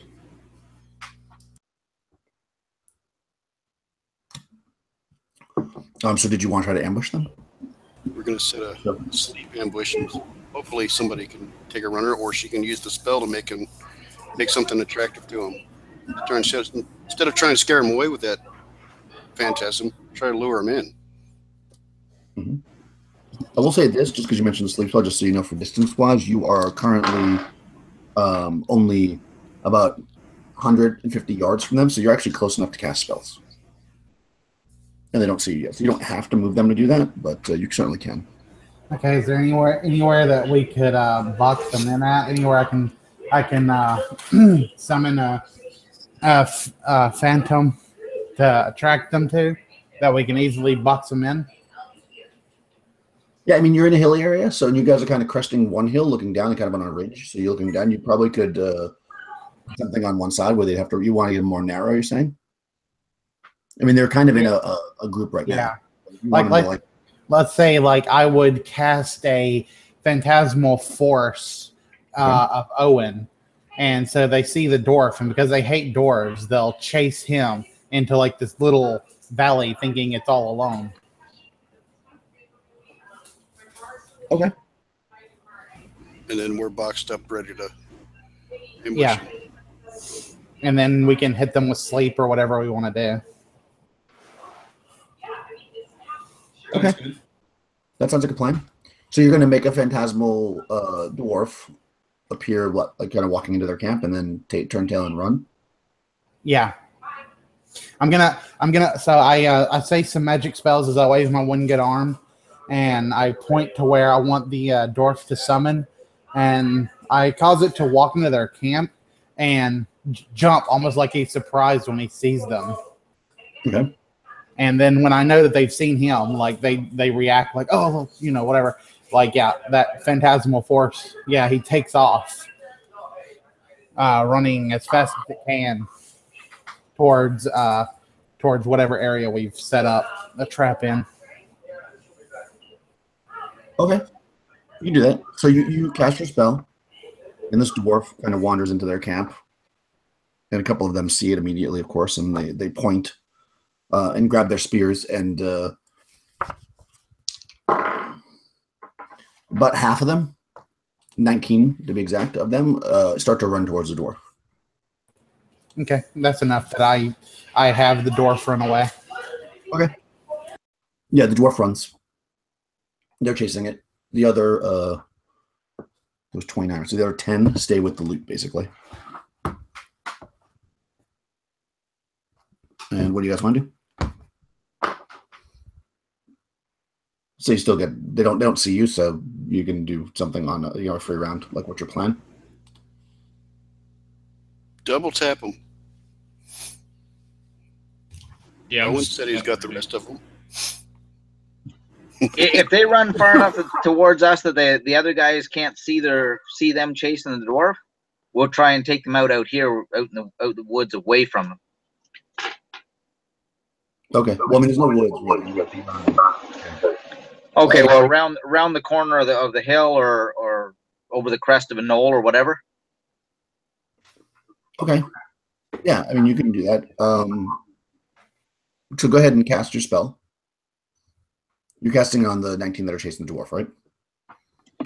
Correct. Okay. Are you also casting on Lynn?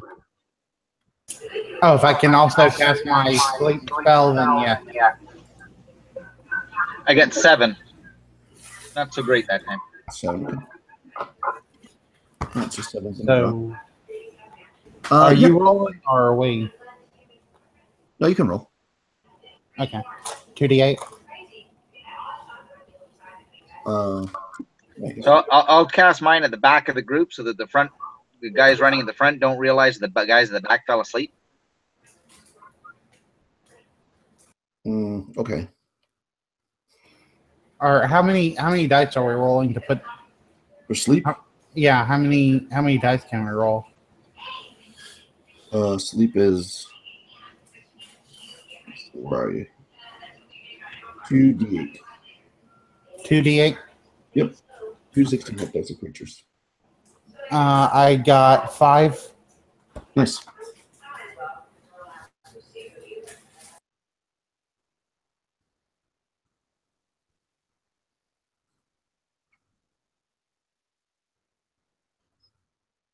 Okay, so wow, okay. So 13 of them drop, leaving only 6 who, stop and figure out what is it, but the whole party can react before they do anything because you guys have initiative. So go ahead. What's everybody else doing? Well, seeing the 6 that are still moving, I guess the mirror would shoot at one of them with his bow. Okay. Wow, finally a hit. That's going to hit like a armor class negative something. And that will be Nice. 4 damage with the arrow. 4, that should kill it. So 1 kobold drops.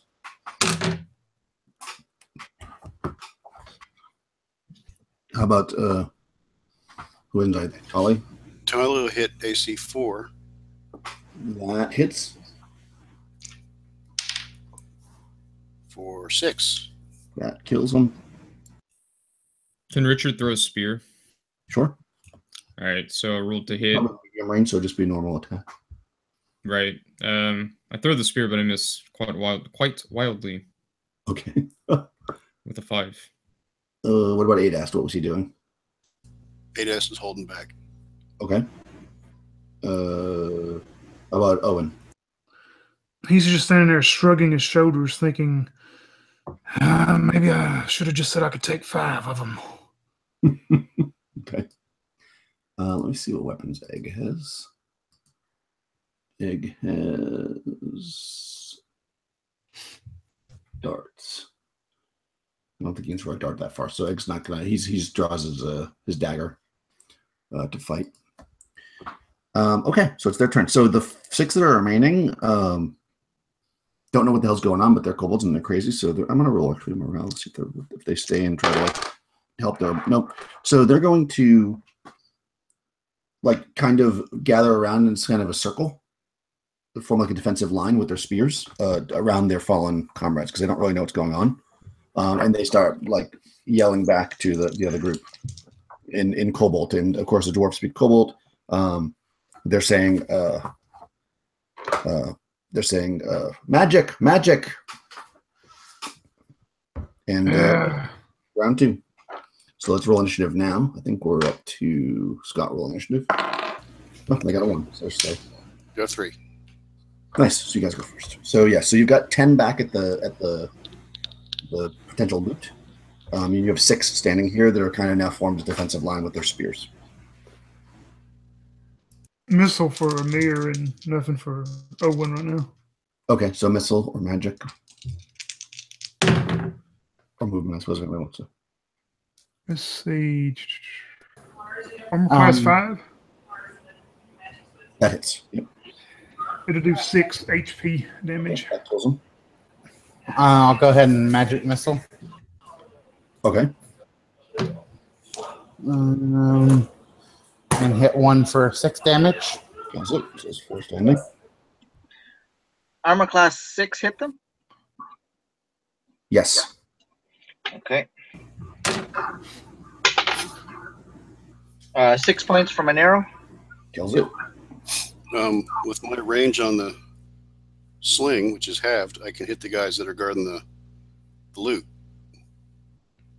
Yeah, I think so. Sure. Why not? So that'll be a hit. Okay, cool. For 2. Okay. Let's see if that kills him or not. That kills him. Nice. Now they don't know what's going on. Yeah, they're like, what the fuck? What about, is that everybody? What about Richard? I have nothing to throw. I mean, I have a if I throw the dagger, I won't have a weapon, so I'm not going to do anything. Or Yeah, actually, how far are they? I'm putting them at about 60 feet. Oh, okay. Yeah, I'm not even gonna try to go attack them yet. Yeah. I'll hold back. Yeah. Okay. All right. Let me roll those guys' morale again. The ones with the loot have picked it up and they're starting to run with it. 4 of them are carrying it, and the other ones are kind of like looking around for. Let's see, 6. The ones that were so brave protecting their friends now start to run towards the other ones. So basically the 3 that are in the group of the sleeping ones start to run towards where the other ones are, and the other ones are running at full tilt away from you guys. And they can move 60, so they're gonna move their full movement because they're not engaged. They can they're running. One of the guys carrying the chest. Could I try to cast continuous light on them in their eyes? On one of the ones carrying the chest, so maybe, you know, if he's blinded, he might stop or something, drop the chest, slow him down a little bit. Don't see why not. Yeah, I don't think he needs to be able to see you. Doesn't light spells? Yeah, I don't see why not. Sure. Okay, so that's just an attack roll, right? No, you don't have to do anything. You can cast at a creature's eyes. I'll say yes. Why not? Sure, you do it. He gets a save. I'm just going to give him a bonus on the save because he's not facing. All right, save throw, guy. Yeah. Well, he failed, but I don't even look that up. He definitely failed. Okay, yeah. So one of them, is blinded. But that's going to be we have to roll initiative for this round anyway. So that's going to be next round. I don't know why we jumped in on that. You just asked. It wasn't actually the next round yet. So let's roll initiative for this round, and that will. Oh, sorry. They only got a 1, so you might go first anyways. Yeah, we got a 5. Okay, yeah. So the magic hits the one, and it gets blinded, and it definitely instinctually is holding on though because it's being run with the thing, but it's definitely slowing them down a bit. But it doesn't like fall over or anything. But it definitely slows down the whole caravan of kobolds. We'll give chase then. Okay. Since you're going slow.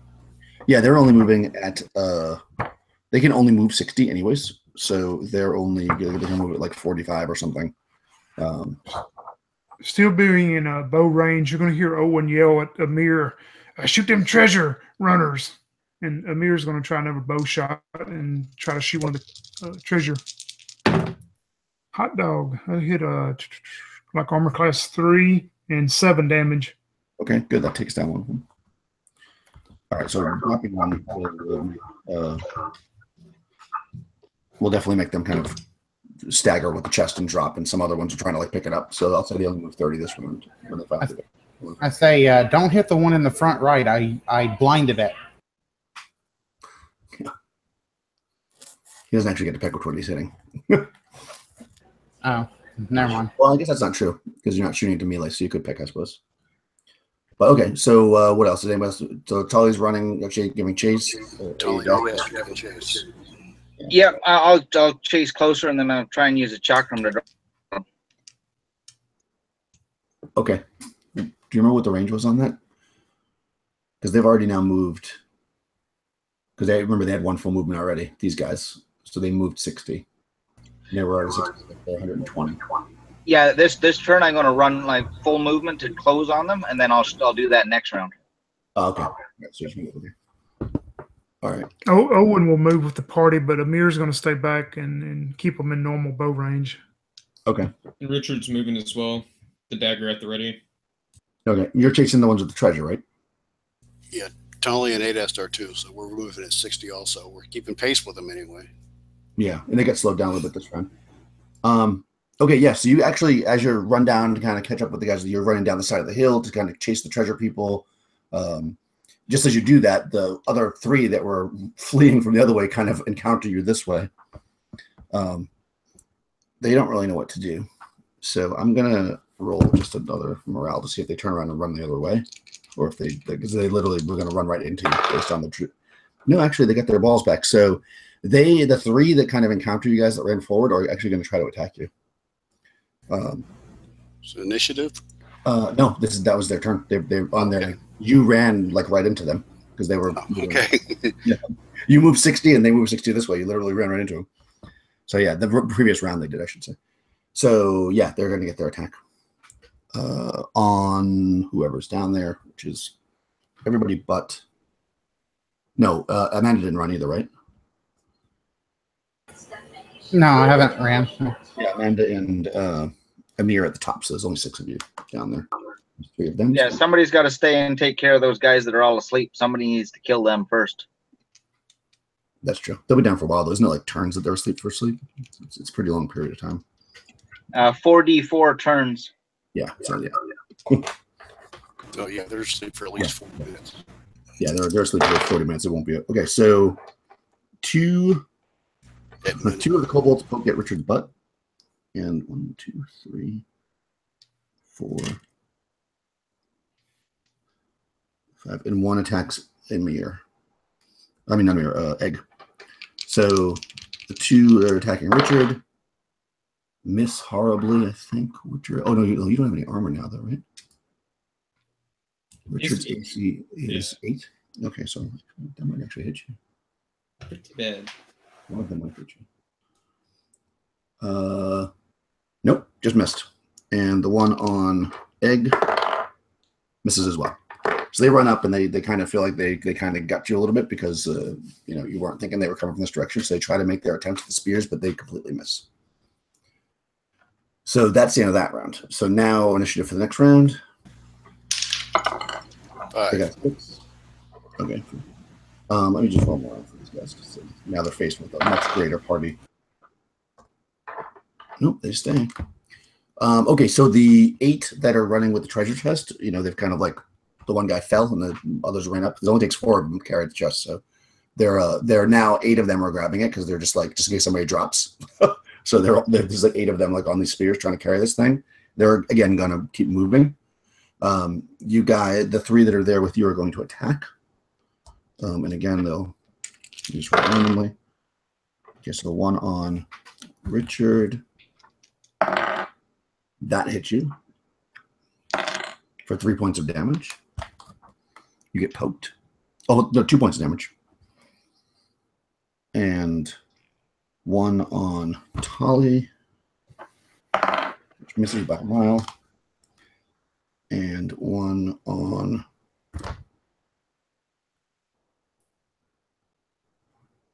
Illith. 18, that's going to hit you. All right, so Illith also gets hit for just 1 point of damage. And that's their round.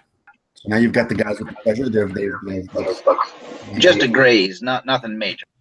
Yeah, just a little baby. There's 3 bow shot for Mir on one of the treasure carriers. Okay. So they've now moved another 60. So they're what kind of bow have you got? -1. It's a long bow, so yeah, it'll be in the long range. Okay. But it's still going to hit a 17 on a die plus 3 -1, so yeah, definitely 5 damage. Okay, that kills 1. Cool. So I moved up 90 yards last time with a movement of 9, right? Yep. What's that leave me at range for then? That those guys, you could be. I think you're a longbow. Well, if I'm close enough, I want to throw the chakram, see if I can get 2 of them. Oh, okay. You're like 50 or 60, I'd say, roughly, because they were slowed down. Okay, I'm still too far away. I'll use the bow instead. Okay. 10, 12, 14. Armor class 5's good. Yep. And I just grazed one of them for 1 point. Oh, that might still feel it. Hold on. It does. They are kobolds after all. They only have a D4 in hit points, so yeah, that kills them. All right, they're just dropping. There's only 6 now carrying the chest.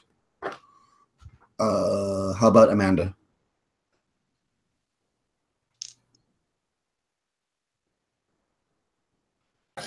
Well, seeing as how I have no weapons and no spells left, I'll just kind of keep up with the group. Okay. Ada still take a swing at. Is there any? I guess there any left of that the group of 3? Yep. There's the 3. The 3 are still there because these guys are shooting at the ones that are running. Well, that's a horrible miss. But Tolly will keep up the chase with the chest. Okay. Owen wants to battle axe the one that's attacking Richard. Nice. Let's see. Armor class 8 probably won't hit. Nope, they have armor class 7. Okay, Right. he misses in. Richard. Better get him, fisherman. Oh, watch this. So I stab away with the dagger plus the bonuses to hit bonus plus 1. Okay, so yeah, 15 total. Well, that definitely hits. Yeah, let me check the chart. Yeah, definitely hits armor class 4. Yeah, cool. And damage, 2 damage. Oh, first time that you've hit something. I think it's a +1, right? I think it's a silver dagger. I don't know if that's a +1. No, if it's just a regular silver dagger, it would not be +1. Oh, okay, cool. Okay, it actually doesn't die. First time ever. First time ever somebody's hit a cobalt and didn't kill it. I do what I can, old man. It was the toughest. Okay, everybody went? I tried. That's everybody, right? Yeah. Yeah, and they went at the beginning. Okay, so next round initiative. Oh, they got 6 of them. Jesus. 4. All right, so they're going to go again. So there's a 3 there. Again, let me roll them around. Okay, no, now the 3 that are there, they're going to do a full-on run. So when you guys get your attack, you'll get a +2 because they turn and run. So you'll get a +2 on all the attacks with the ones. Great, I'm between the two groups. Yeah. Yeah. The other ones are running still. They're not going to do anything. So they all run. So whoever wants to do a missile attack or a spell. Yeah, a mere bow on the treasure carriers. Okay. Hot dog, never good roll. That's like a hits armor class -1, and that'll do 3 damage. All right, that kills them. 5. Bow shot on the treasure carriers for armor class 5 for 3 points. Almost kills it. It's still up. So there's still 5 of them pulling that treasure chest. Any other missiles? Tyler will take a shot at the loot carriers. Okay. He can still move and then shoot, right? Yep. Just not running. You move your combat movement. That'll hit. AC 3. Yep. 2 points again. Okay. Let me just see. I'm going to randomly see which one of them you hit. There's 5 of them. Oh, you actually hit the same one that Dean hit, so it actually does. So you do kill one. Okay. So I'm sorry. So there's only 4 left. They actually let go of the chest, I think, but they're not going to do it yet because, well, they're going to do that. Right. Yeah, they drop it. They're going to run, but we'll see if they actually are able to run away or not if they get initiative. How about the melee people? Do you want to attack the other 3 that are running away? Oh, yeah. Owen definitely would. Yeah, will take a swing. Yeah. You get a +2 on it. No. Ooh. An 18. Well, that one hits. 1 damage. Oh my God. It's still alive. I'm doing what I can. Owen is so upset he misses again as he rolled a total of a 7 with all those bonuses. I don't know if it's bad to hit and miss the cobalt so many times or to hit a cobalt twice and not kill it. I'm a fisherman, first and foremost. It might be the first time in the history of D&D that's ever happened. Okay, so they're gone. So next round initiative. Do you not have the spear there, fisherman? It's down with the bodies. I got 6 again. I rolled 3 6s in a row this time. Yeah, I threw it. These kobolds are jacked up. Yeah. Yeah, so they drop the treasure chest and they like full tilt start running. And the other 3, of course, have already started to run the other direction. And they're just like, they're out of there. I mean, you can chase them if you want, but they're like full tilt running. Can we got a bow shot on one? Sure. You absolutely can. Yeah, Amir's he's on his roll, so. Parting shot. Oh no. Hey, hot dog. That hits armor class 4 for 7. That kills one. I'll roll a grand total of 3. 1 more parting shot.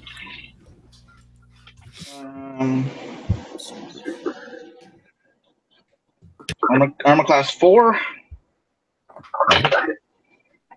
For 3 points. Oh, hold on. It doesn't kill it. The last handful of kobolds have so many hit points. Yeah. Okay, yeah, that doesn't kill him, but he's definitely hurt, and they are running. If you don't run after them, you'll be probably at long range for most of the missile weapons after this round, because they are like full tilt running. Like not. How many got away? There are 2 that are wounded that were holding the chest. No, sorry. 2 that were wounded that was holding the chest, and 1 that isn't, so 3. And then 3 in the other, so 6 total got away. And then plus all the ones that you haven't killed yet, if you decide not to do it. I can take parting shots until they get over 300 yards away. Oh, that's right, because you don't have any kind of a... Yeah, that'll be... You can get 2 more shots, but you're going to basically be in...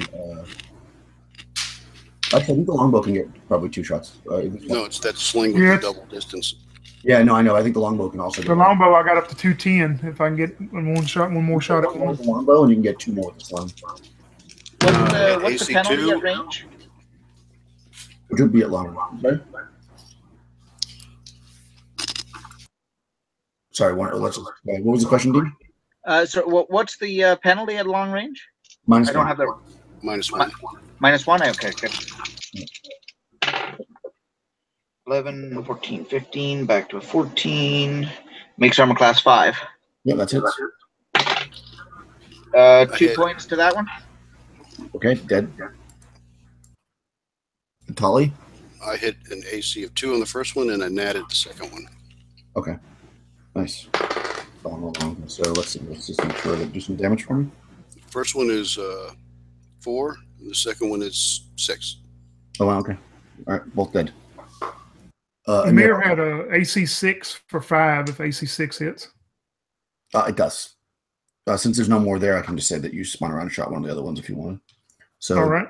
Yeah, so there's two left in the group that tried to melee you. They're running the opposite direction. And this chest is on the ground, and there's a bunch of sleeping ones, obviously. So I don't know if you want to. I mean, you could try to shoot at the other ones, or chase the other ones, but they're pretty far away at this point. It's up to you. I could try magic missile. It has 400-foot range, is it not? I don't have the book in front of me. 150. Yeah, no, you're too far from it. Too far for that? Okay, no problem. Yeah, you'd have to chase them down if you wanted to. I mean, you would do have horses. You could chase down the 2 kobolds if you really wanted to. That's up to you. I mean, I don't see a reason to. I'll chase them down so they don't go find their friends and come back in the middle of the night. Fair enough. Revenge. If some of you guys want to stay here and take care of the sleeping ones, a couple of us that are feeling pretty good and are lightly armored, we could chase them down. As an elf, I'm very willing to chase them down. I mean, if anyone has a dagger I can use. I can give you your dagger back and just hang back. I don't know. Yeah, I mean, you need to grab your spear. Yeah, that's true. So I'll give you the dagger and I'll grab the spear back. I'm moving at 9, so I can chase them a fair bit. Anybody else lightly armored ready to run? Not lightly armored, but Richard.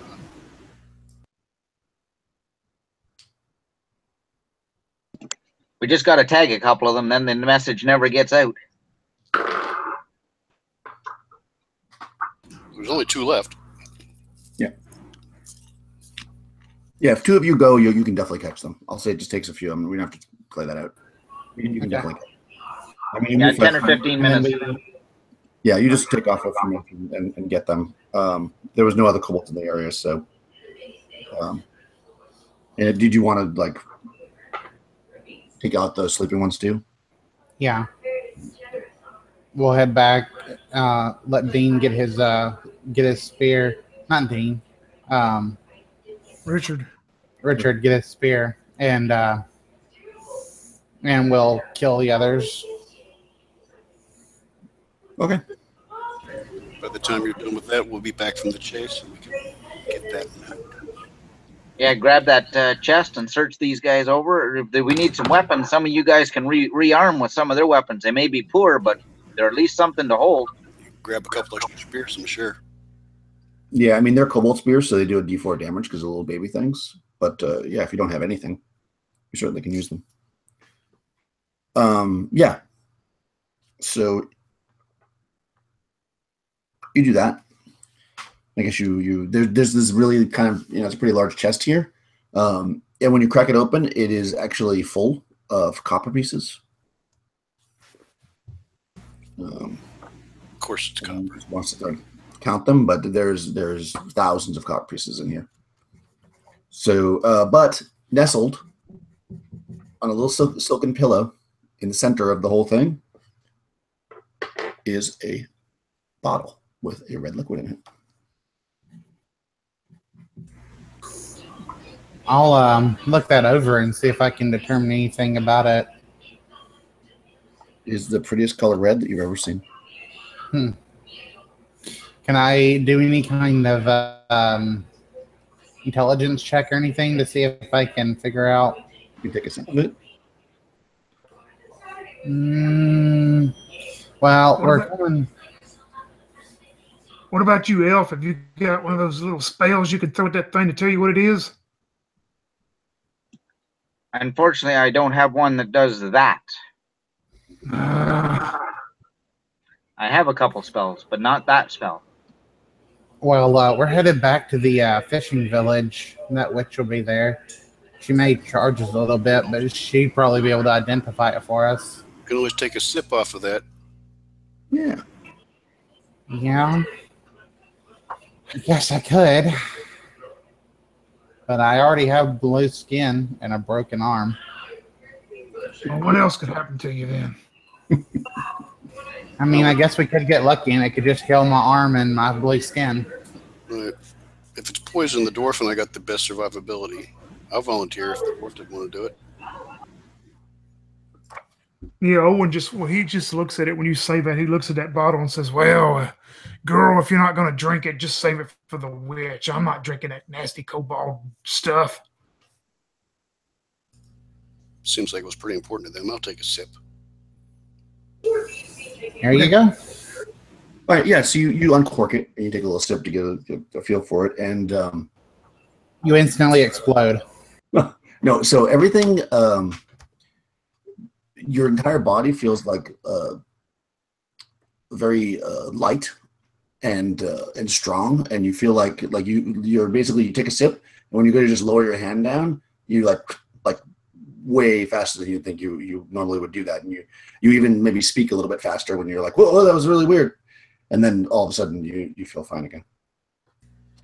It's meth. Might be. I told you them cobalts had weird stuff. Speed. A little out of body experience there. Yeah, it felt like it's sped you up. This stuff's going to make you fast.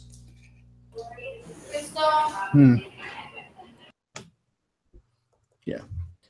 Cool. All right. Let's take a break. We're cruising along, sorry. For a few minutes. Alrighty. So 5-minute break, and we'll come back and see what happens now that you killed the first 1% of the kobolds that are in this area. All right. I'll see you in 5 minutes.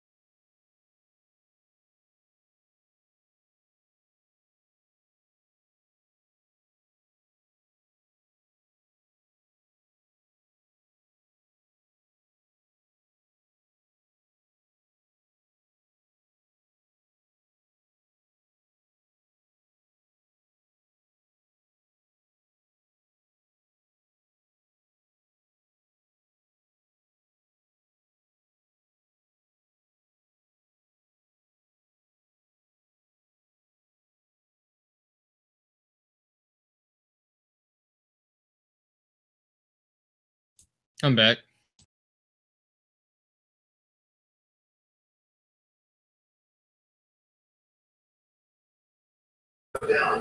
I'm back.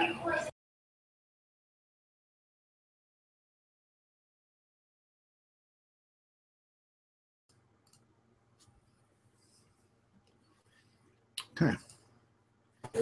And that's how I think that we should get rid of the DM. Oh, hey, Daniel. Listen, do what you got to do. That's for us to know and for you to find out. That's right. I could just watch the video right now. It is live. Fair enough. Make a note of what you guys got so far. Like a whole bunch of kobolds. Or even worse, just make a whole bunch of spiders.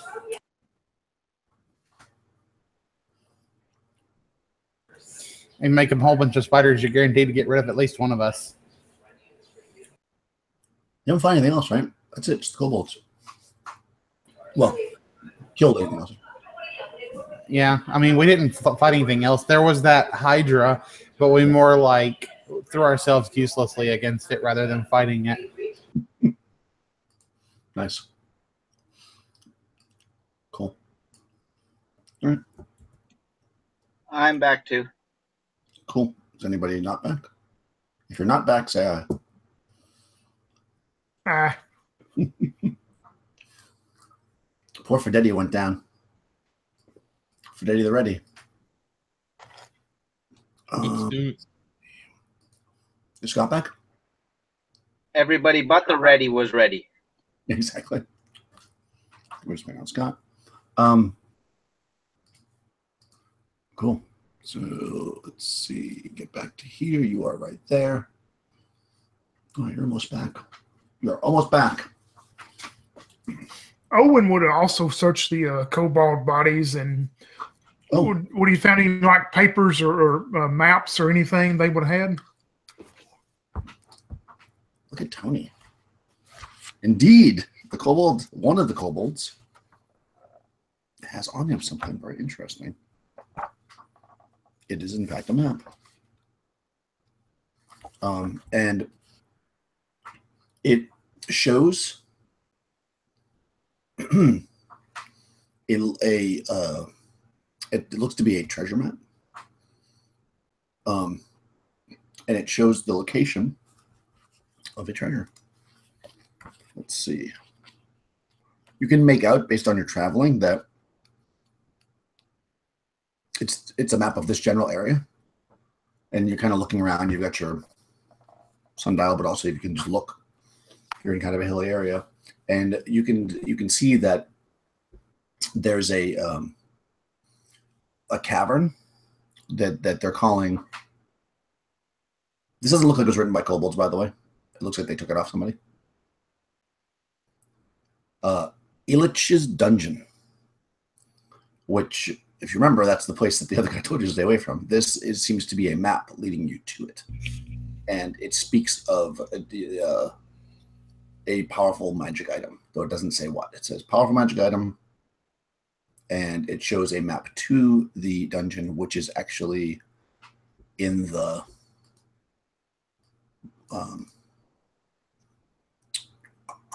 to the east. It's kind of in the mountain ranges to the east, the ones you avoided. But it shows a path to get through the mountains to get to it. So we found yet another side quest. That's right. We're right on top of this one. What do you think? Well, I guess I've waited on my telescope for this long. I can wait just a little longer. Man, I still need my arm to heal up, so. Do we think the kobolds have already been to this one and this is the chest from it, or no?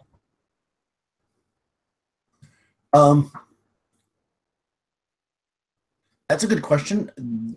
It speaks of a powerful magic item, and you don't see a powerful magic item in the chest. So if they had been there, they likely didn't get it, maybe. But that's a good question. It's unclear because they didn't write it. It was just in a satchel that was being carried by the biggest of the kobolds. He also had like a decent dagger on him. The most of them have like really crappy weapons.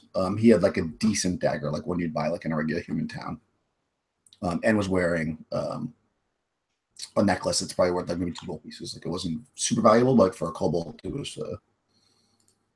Yeah, so he probably took it off somebody. You might imagine. They've got a potion. They might think that's powerful, but whoever wrote this wouldn't. Richard, you better take that dagger. You may need it. Oh, I got this spear. Don't worry. Only problem is we're really low on food. You are low on food. Unless someone wants to eat kobold. Oh, God. No, thank you. Amanda's kind of poking at one of them with her dagger, like she's trying to consider it. They were definitely going to eat you, Owen.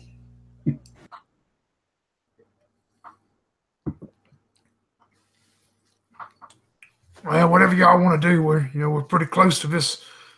Could be something worth taking back with us to Dretcher's Bay. Well, yeah, I say we can look for the treasure here. Why not?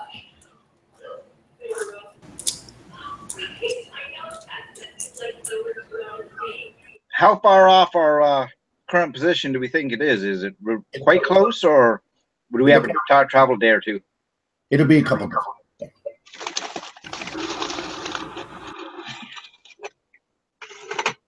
We're much closer to than all back to Dretcher. Yeah, we're closer than we're going to be any other time. Might be worth checking out. And who knows? Maybe it's a relatively safe place to set up camp for a few days. Like if this is inside of a dungeon area, if there are no monsters, maybe we can set up camp in there for a little while. Have an easy place to defend. Of course, the big naked guy said not to go there, so Yeah. that's all more is to go. There was a big naked guy.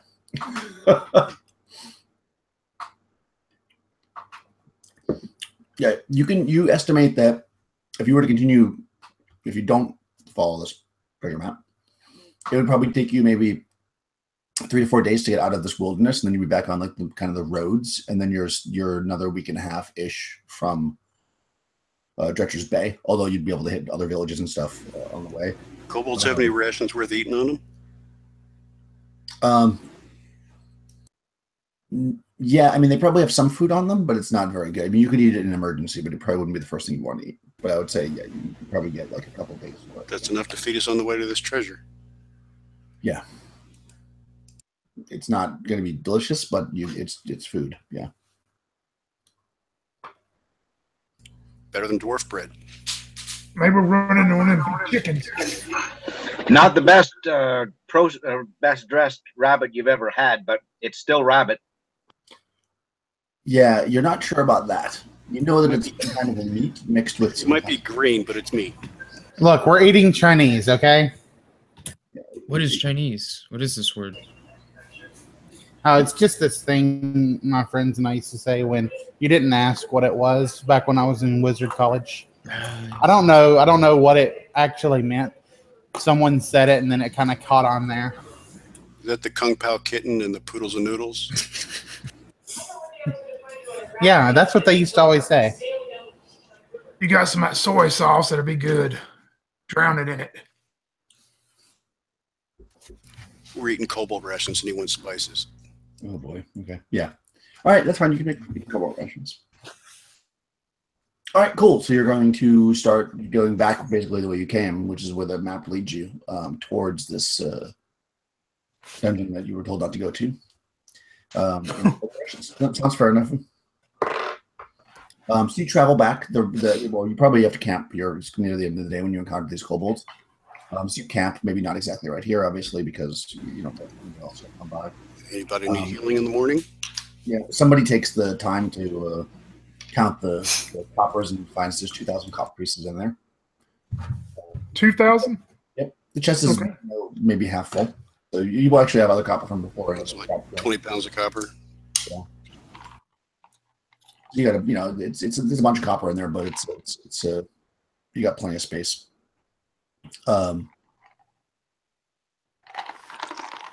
About 200 pounds of copper.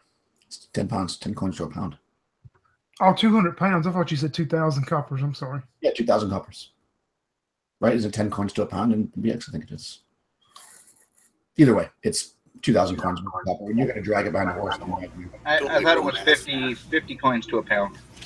I think it was right, 10. But yeah, don't make me mad. This was supposed to do that one. But, they made it less than later because people think. Because when you get at higher levels, you're carrying like 5 tons worth of gold. But anyways, you can drag it. You have another horse now because What's-His-Face died. So you are carrying 2 relatively large things. You have that giant statue, and you're carrying this. So you have quite a little little caravan going on.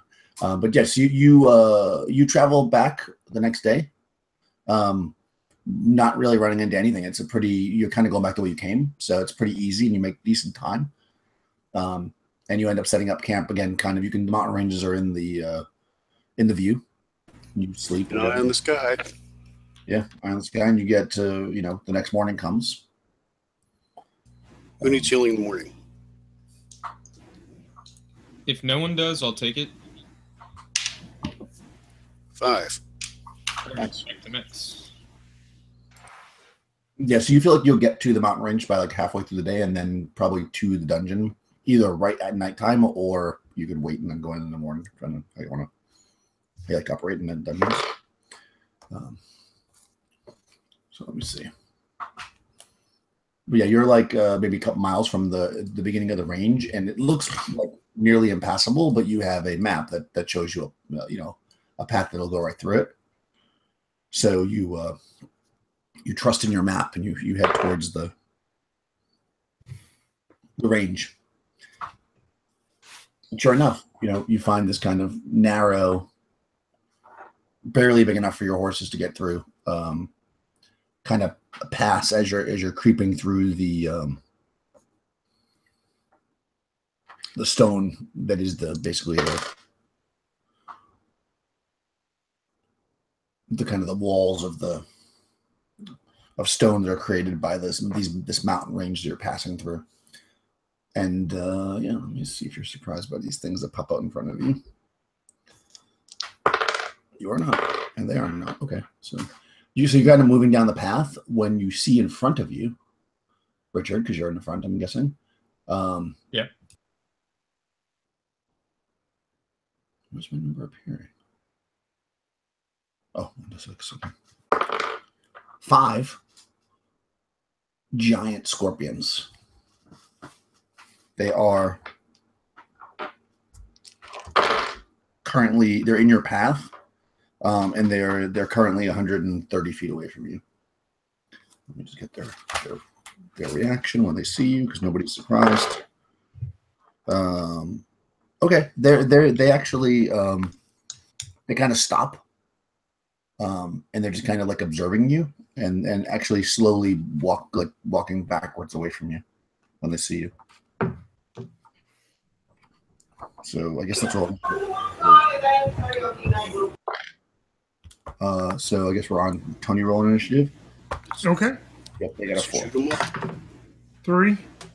Yep. So they go first. They're not running away, but they're backing away. Like you guys were coming up the path, and kind of you see these giant scorpions, and they kind of see you, and they're shoot them. Yeah, you definitely could shoot at them if you want. You are kind of single file because of the nature. I say we just let them run away. I mean, they're only scorpions. Amir wants to light up a cloth around an arrow and set it on fire and shoot it in front of them to try to even scare them back more. Okay. So go ahead and make an attack at the armor class. Make sure you don't hit them by mistake. That's definitely a miss. He'd be a 8 total, so he misses completely. All right. So it maybe goes overhead or hits the wall or something. It doesn't land like right in front of them. But that's enough to piss them off. And they start to move forward now. Good job. Okay, I'm going to cast Phantasmal Force. Okay. And make a Basilisk appear in front of us. Okay, so roll initiative. All right. Oh, I'm sorry. 5. Okay, you're gonna go first. So you're casting Phantasmal Force. Okay. Yes. It's a fairly narrow space, so you're only one wide if you're going to stay on horses. Like you're probably like in maybe like a 7-foot-ish wide, 7-8 feet, barely wide enough for horses. So, does anybody want to move? I'll move, kind of get out of the way, because I think I'm in the front. Okay. Well, there's nowhere to go. You either have to go towards the scorpions or. How far are they? Sorry. They're 130 feet away. Although they are closing now. Well, Okay, they back forward, so they're 130 feet away, but they're coming towards you, and yeah, you're you can't really move. I mean, I guess you could like lean against the side and let people shoot past you if you want. Yeah, I'll do that. But I am gonna have the spear out and ready, facing forward. Okay. You can also charge at them like a knight. Oh, I'll wait till they get closer for that. Okay. Okay, so nobody's moving then, I'm assuming, unless somebody wants to go backwards. I'll take my horse and jockey for position up front if they'll let me pass. Yeah, I don't think I mean, it's like 8-9 feet wide. You're right behind him, though, right? You're probably on a pony. Yeah, short pony, short. Well, I'll say, yeah, you probably can squeeze up there. You'll have to get in front of him to actually fight, though. You know what I'm saying? Not next to him, but you can get like up in front of him. Yeah, I'm trying to get to the front of the line. All right, yeah, you can do that. That'll be probably all you can do, but that you can do that. Just it's going to be a bit of a process to do that. Anybody else moving? Not moving, but getting ready to cast a spell. Okay. So you're doing Phantasmal Force? I'm sorry, you're doing magic, Tony? Or missile? No, just missile whenever it comes to it. Okay. Okay. So what do you want to do? You're going to make a basilisk appear? Yeah, I'm gonna make a basilisk appear in front of us. I figure that could be a kind of enemy that they might be afraid of. If nothing else, it's a big lizard that's scary. Yeah, exactly. That, I think, sounds right. Depends on how smart they are.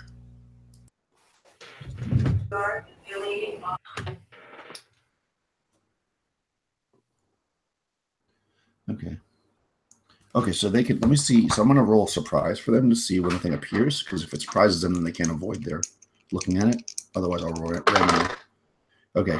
What did I roll to? Okay, so now they're not surprised, so they're not going to automatically look at it, but I'll give a chance that they'll look at it. Either way, they see a giant thing in front of them. What spell are you casting?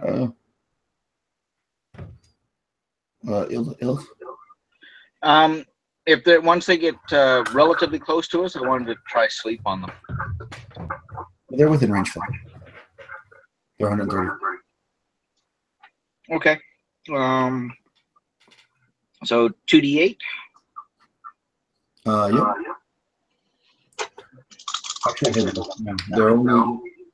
No, yeah, that's right. 4.1. They're 4 hit dice.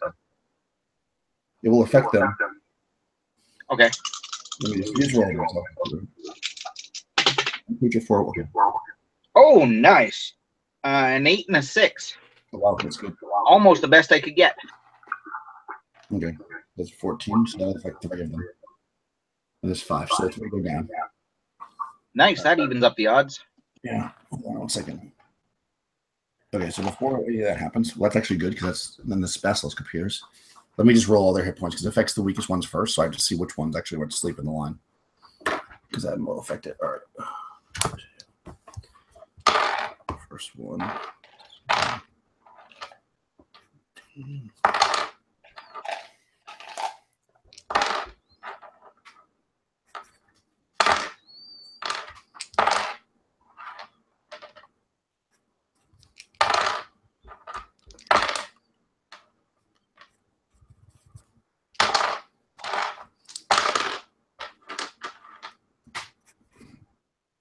Okay, so weird. Okay, so actually, weirdly enough, the one in the very front, and then the 2 in the back fall asleep. So the 2 kind of in the middle are still up, which is weird, but that's what happened. And a missile attack, right, Tony? Yeah, so they're kind of stuck. Those two in the middle are kind of stuck between their companions then. So yeah, Amir's going to set another little piece of cloth on fire and try to this time definitely hit one, so to try to scare them. Oh yeah, that's going to hit armor class 2. Okay, yeah, that hits for 4 damage. Nice. So regular damage. I don't have much fire. Yeah, for that, roll a d4 for All right. It's just a little bit of a 2. Okay, so 4 and 2. So okay, cool. Yeah, it sticks into him and it gets a little bit burnt. You smell the smell of like probably this would taste a lot better than the cobalt you're thinking. Anybody else missile? Melee? Well, I guess nobody's close to melee. I'm right now, right? No, I use my turn moving up jockey position. Yeah, you're gonna be jockey. Yeah, the same. Okay. And Richard, you did move forward. So let me just roll their morale. Since they lost more than half there. So their morale is okay. No, so they're going to continue to fight. So they're actually going to, since they're too far away to do anything else, they're just going to move towards you. They'll just crawl it over the one that's there. They don't care about that. So they're not afraid of the basilisk at all? Well, they're afraid of the basilisk. They're not. But I am also going to roll because they're not super smart either. So I'm going to give it a 2 in 6 chance that they just look at the basilisk without. Yep, one of them looks at the basilisk. Okay, so the first one looks at the basilisk as it's climbing over, and it needs to make a saving throw, or it's going to be paralyzed. It rolled a 6, which I think is a fail. So okay, so the first one starts crawling over, and it is now paralyzed by the basilisk. Okay, but the other one is going to continue coming. So one moves forward to you. And closes the distance. I think. Oh, is that its movement? The way they list this is really funny. Okay, its movement is 150. It's gonna charge right. It's not gonna be able to attack, but it's gonna come right at you. This round and move right up on Tali, but it won't be able to attack yet. It's pretty pissed off. And that's the end of that round. So basically, you've got 3 sleeping ones. One is paralyzed, so it's turned to stone in its brain, and one is moved up to Tali sorry, Tali. Yes, give me initiative. 4. Ooh, all right, so it's going to go first. Okay, so it's going to take an attack at Tali. Oh, actually, it's multiple attacks. It has 2 claws and a sting. So it's going to claw. Can the claws reach me up on the pony? Yeah, So I get my pony. That's what I was thinking. The same thing. I might attack the pony instead. I'm not sure it's smart enough to know you're riding it, so it might just attack the pony. I think it's going to be like a 50-50. But no, I don't think it. I'm not going to have to walk the rest of the way, but yeah, I mean, it's big. So, well, there is one extra horse. I'd have to ride pitch with somebody. I can't handle a full-size horse. That's right. Yeah, okay, monsters. Sorry, let me just quickly look up how big they are. Because if it does attack the horse, that might have hit, actually. But I don't think it would have hit you. I'm just curious how big they are. I mean, it is a giant scorpion. Scorpion.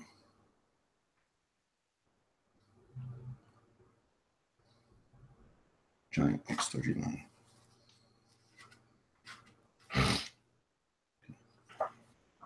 If it doesn't say how big it is. I mean, I can see it whipping the tail up and pinching me with the stinger. Yeah, but more than that. The giant scorpion is the size of a small horse. Oh, awesome. Yeah. So I would say that it's, oh yeah. All right, so anyways, but it misses though, because that's only a, let me just quickly check its attacks, but that was a 7. That's no way that's going to hit you. Because you have plate armor on.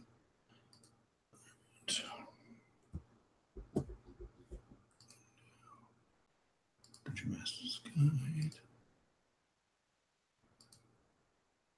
All right, let me get my attack tables up. 4 hit dice. You rolled a 7, so now that only hits armor class 9. So that does not hit you. Second claw misses, and the stinger That was your armor class 3. Does that hit you, Tracy? Hold on. Let me see. Holly. Nope, just misses. So Stinger just went past you. So all 3 attacks miss. And triple. So anybody moving? Probably not, because nowhere to go. Nope. Any more spells? I'm going to Sir Lancelot that thing. Spear. All right, missiles. Yeah, I'm doing a spear as well.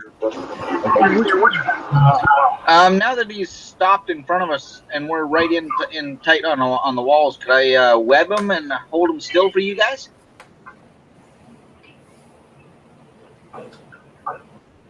Sure. I don't see there's one. Which one is on fire? The one that's paralyzed or the one that just attacked Tolly? The one that's paralyzed. Oh, I didn't hear you. There was some background noise on somebody else.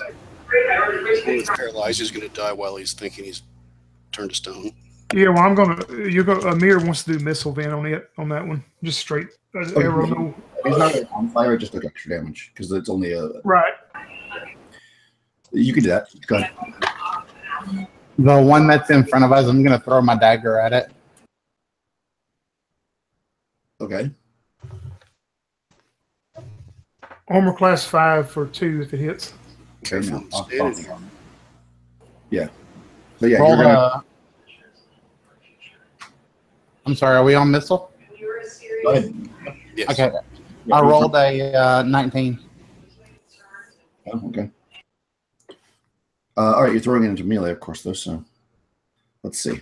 But it is much bigger than you, so I'm going to say 1 or 2 it hits Tolly, 4 through 6 it hits the scorpion.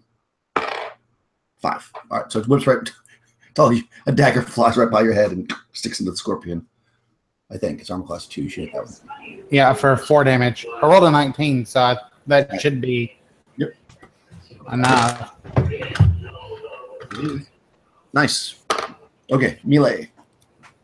Oh no, you're gonna do web spell, right? You should be able to difficult to destroy 10 by 10 area. Yeah, you pick where it goes. The range is only 10 feet, so you might not be. I may have to get off and walk up past the horses to get close enough to do that. Yeah, I don't think you're close enough to do it. Yeah, you have to cast it right in front. Okay, in that case, I'll walk up and stand behind the guys who are fighting and then block it in. Okay, yeah, I think you could do that because you could have moved during the movement phase. But you can't move and cast a spell at the same time, so you'll have to cast a spell next round, actually. So yeah, so you move. Sounds good. I can do that. Yeah, all right, so you move up within 1 feet. Okay, who hasn't gone? Time for the stabby. Poke. Probably not. How about Richard? Yeah, I got a 5 total. Okay, Siebel. Okay, now it already went, right? It had initiative, so let's now roll initiative for this round. 5. Okay, you guys go first. Anybody else moving? I think so, right? Missile fire. Yeah, another arrow on the paralyzed one. It's gonna miss bad. Okay. And spell, you're gonna cast web, right? So that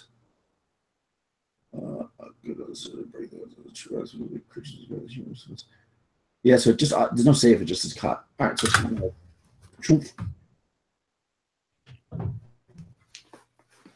and I'll say, I mean, because of how you cast it, you can still poke this thing with a spear or whatever. So I guess melee attacks. So let's try again. Yeah, I mean, it's effectively dead, basically. Giant scorpion. I hit AC 3. Nope, that misses. Ah, I just want to see. I'm curious. Oh, I have to see how long it's going to take for it to break through. No, I mean, it takes human. Okay, wait. I'm going to say, okay, I'm going to roll randomly to see how long it's going to take to break through. That's probably the best way to do it. Okay, all right, because it's not as strong as a giant, so I'm not going to say it'll break through in 2 rounds, but it's not going to take as long as a so yeah, it's stuck. And I'm going to say it can't really attack because the nature of how it would attack is like that. So it's going to be stuck for 4 rounds. So you guys, the two people that are making melee attacks can just make 4 melee attacks, and if it's dead by the end of it, then it doesn't get out. And I guess anybody, if you're making a missile attack, Tony, you can do that as well. You want to paralyze one? Okay. Yeah, I mean it's going to be paralyzed as long as Phantasmal Force is up, which I'm So if it's in the web on my melee, I'm going to flame on and torch him. okay. You can do that. You want us to go ahead and do that, or wait till next Okay, go initiative? ahead, do the missile first. Yep. Okay. Hot dog, nat 20, 5 damage. Okay. Oh wow. Okay. It's pretty hurt now, but it's because it's turned stone.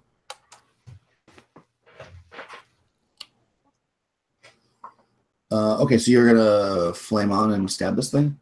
Flame on and stab at it in the webs, and the web should catch on fire, right? Yep, the web's gonna light up. Yep. We got to roll a hit, or Yeah, it burns up for 2 rounds, so it's gonna take automatically. It's gonna take.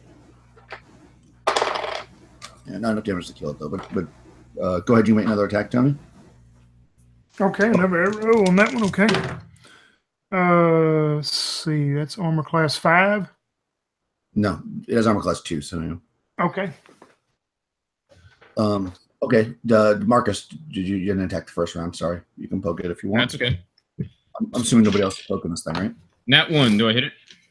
That does not hit. Okay, so the web's on fire. It takes damage. Make your actual attack, though, Tully.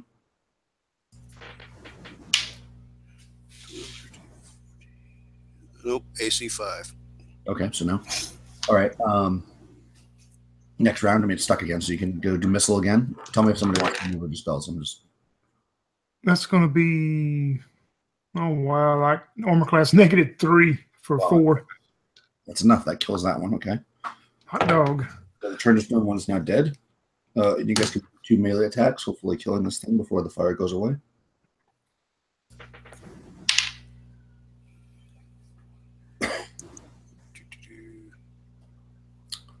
So Marcus, I hit AC 1 that hits.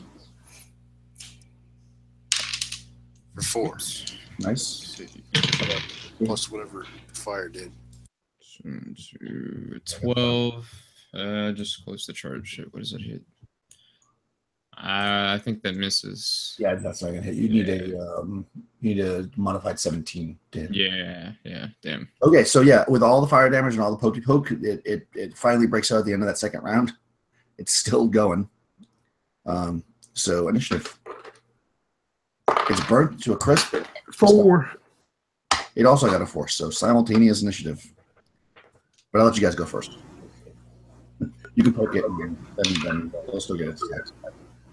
I miss. How about Richard? Can we do? Does magic go before melee in the round now? Oh yeah, you're gonna do magic? Yes, indeed. I was going to use a magic missile on him.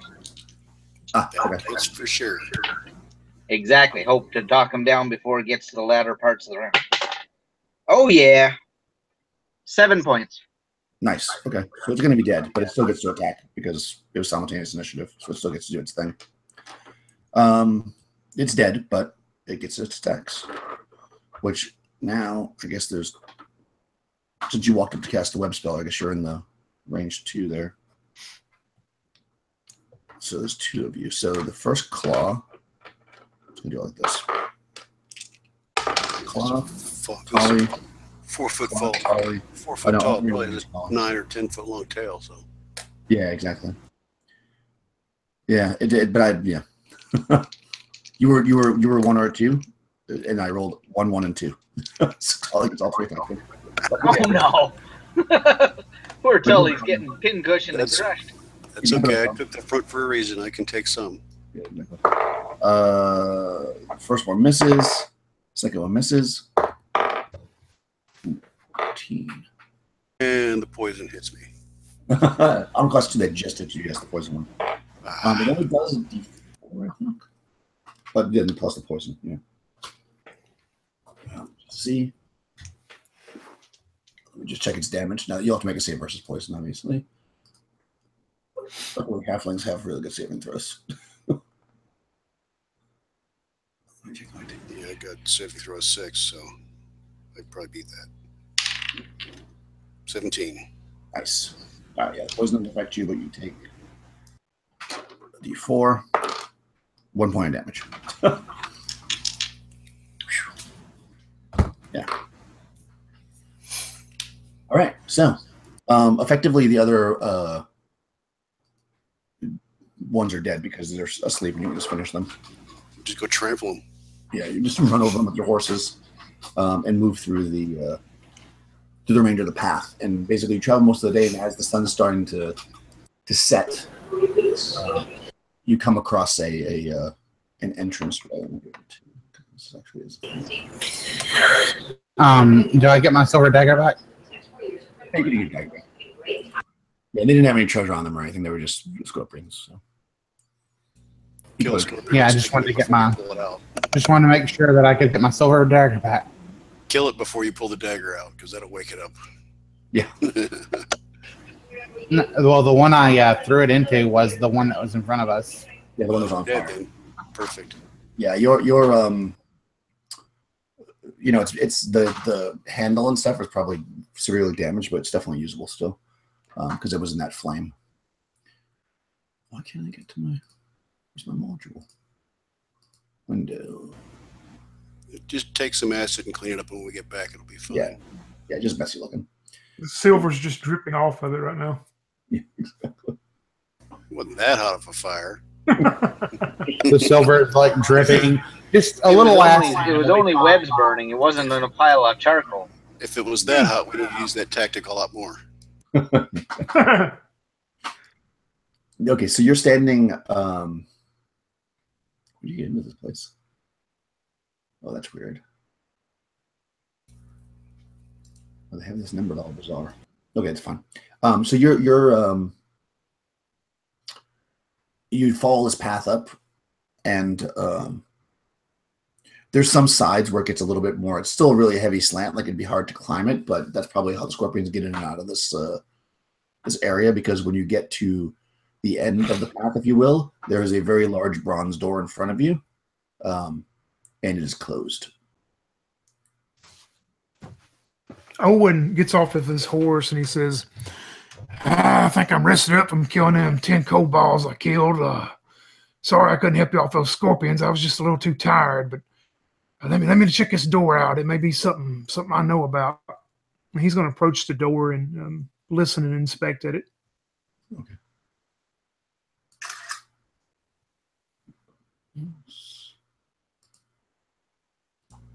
See if it's a push or a pull before you try it.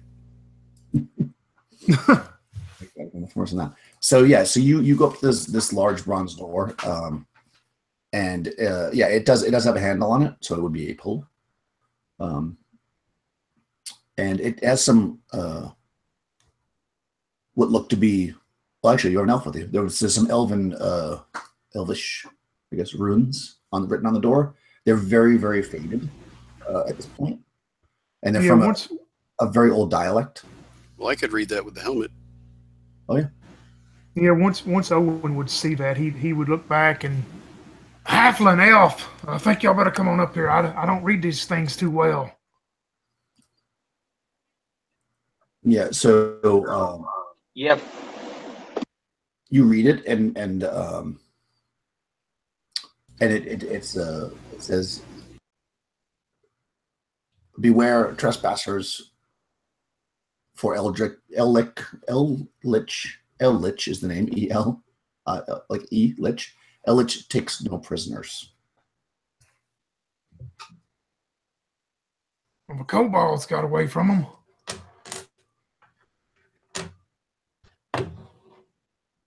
This footnote right here says elves are definitely fairies.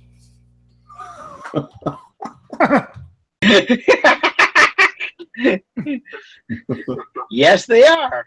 Nice of you to notice. Yeah. So yeah, so that's what it says. Just and if you were to inspect the door further, it does in fact open out, and it doesn't. If you were to try to pull it, it's definitely stuck. It doesn't look like there's any kind of a lock on it, though. At least not a. Well, I'll get Amir to open it since he's got 18 strength. Okay, yeah, you can do a try open doors attempt because it's pretty stuck. A 3. Mm-hmm. So yeah, he grabs at it and puts his back into it and pulls as hard as he can. And he does pull it open, although you can hear the stone. Feels like it hasn't been open in a long time because you can like see the dust and you can hear the grit of the stone kind of as you pull it. The door, the archway, the doors in, the hinges are some of the stone is crumbling. So when you pull the door out, it almost like starts to sag a little bit because it's like it's not quite being held as strong as it was before. But he's able to open it like at least halfway, and then it starts dragging on the ground and it becomes a little more difficult to open. But you can certainly get in if you'd like. Yeah, Owen will step in just inside the door to let his dark vision start settling in, where you can just scope out what's definitely inside the door. Sure. Yes, you step in and it's a very narrow landing, maybe like 3-4 feet, and then there's a set of stairs going down, and they go down. It's fairly steep, and they go down further than your information would allow for you to see. But there, yeah, you see stairs going down at least 100 feet, you'd reckon. Looks like we're going to have to go down into the ground here. What time of day is it now that we're here? It's dusk. Oh. Do you think we should wait till morning to go down there, or do you think we should press our luck and go right now? Either hurry or wait. Exactly, one or the other. We didn't open the door up, so I know they know we're coming.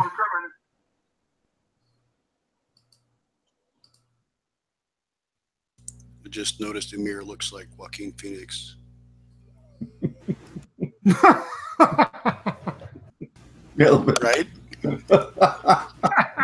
Wow. I did not notice that until you Holy shit. I'm just thinking the cleric doesn't have her heal spells at the moment, and us mages have used a few of ours. We might be better off to go in the morning if we wanted some magic support and healing. Yeah, I forget about you people. Got to rest to get your stuff back. Yeah, we did bring a lot of magic on that. I think we should just try to close this up and try it in the light of morning. When you say that, Amir looks at you and goes, "It was hell hard enough to open as it was. I'm not closing it back."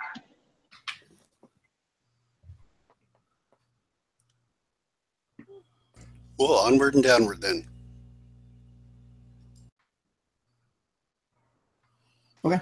Yeah, I mean, if it would be very difficult, like you think it would be really difficult, like without some kind of tools to actually get the door closed again, because it's now like kind of leaning into the. He broke it.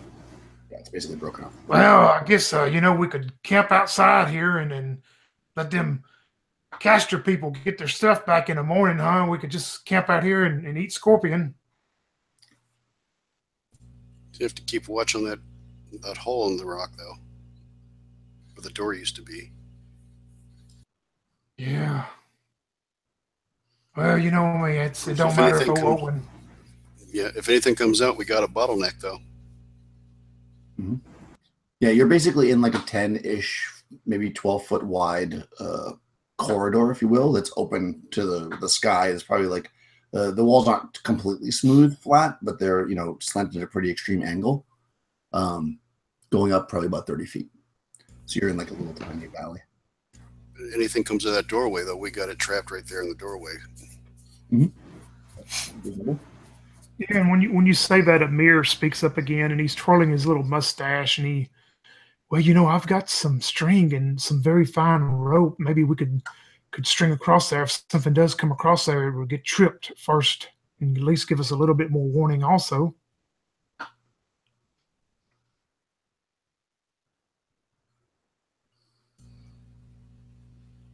That would work. Tie a couple of stones to it or something as clackers and have some noise. You got some pythons where you can anchor it. Let's see what all I got.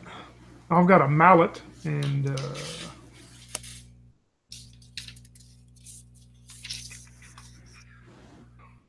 let's see what Owen's got.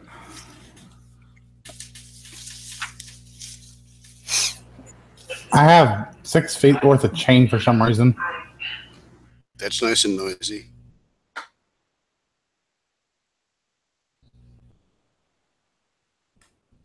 Yeah, Owen's got a couple of them deals that we could stake out to string something across there. He sure does. And Amir's got a big mallet. So can we rig up something, Daniel? Stake up a tripwire and hang some chains. Yep. Seems pretty reasonable. So you're gonna make like kind of a trap in the doorway that you'll hear anything coming up. Yeah, pretty much. If something, something would come out, that would trip across it. The copper. Okay, yeah, you can do that. Yeah, I mean, you're in a pretty tight, like I said, area, so you definitely be able to. If anything came out the door, it would certainly, and it would have to come kind of around that corner of the door because it's not even open all the way. So yeah. Yep. The huge pile of copper wouldn't do much as far as damage, but it would make a lot of noise. Yeah, for sure. All right, yeah. So you're gonna put a big pile of copper by the door and put some string across it with some chain or something to make noise. And his chains hanging off of it, yeah. Oh, that's reasonable. And then you just kind of guard from the other direction. Because one issue that you're going to have is that because it's so narrow and you have all these horses and everything, like how are you going to position everything? Like, are you going to put guards on either end of it and have everything in the middle, or are you going to put the horses always on one end, or what's your general camp? Horses on the outside because we don't want them trampling us. Okay. So let's move some. So you're going to do, all right. So you're going to put all your horses, and then then this door is here, and you're going to put a trap on. I'm going to run a little map here for myself. Cool. All right, and then you're going to kind of set up camp between the horses and the door, basically. Yeah, I think a guard should still be, one of the guards on duty should be at the end of the horses, though. We don't want the horses being our first warning that somebody is eating them from that end.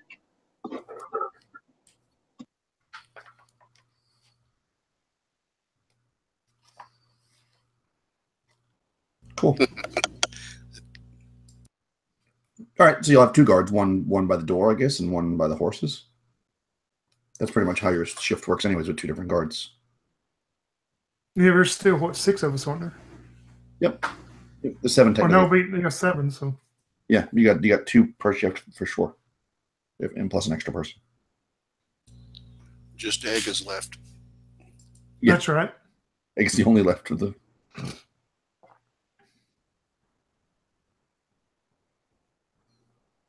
So it'll be 8 of us, yeah, that'll work. Yep. This sounds like a good enough plan. Sounds good to me. Cool. All right.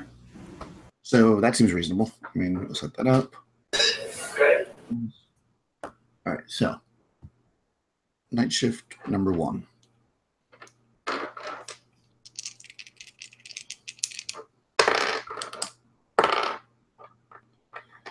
Okay, so Richard / Tolly, you do your first shift.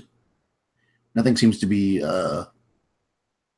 unusual about the night. It's again, I told you it was like a storm coming in. It's starting to maybe snow a tiny bit, but it's an extra. It's kind of an extra dark night, but you get a little bit cold. But yeah, it's quiet. You know, it's so quiet you can even like hear the snow kind of like landing on the cold stone.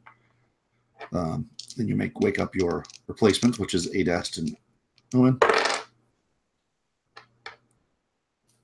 And so who's being towards the horses? Who's on the horse side, Adast or Owen?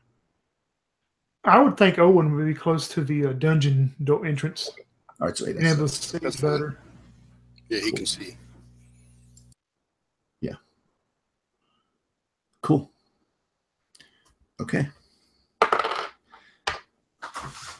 Adast is paying attention to the path going down. He's listening to the soft sounds of the snow, and suddenly he hears some pebbles kind of like to start to slide down the side, but it's too late because he's surprised by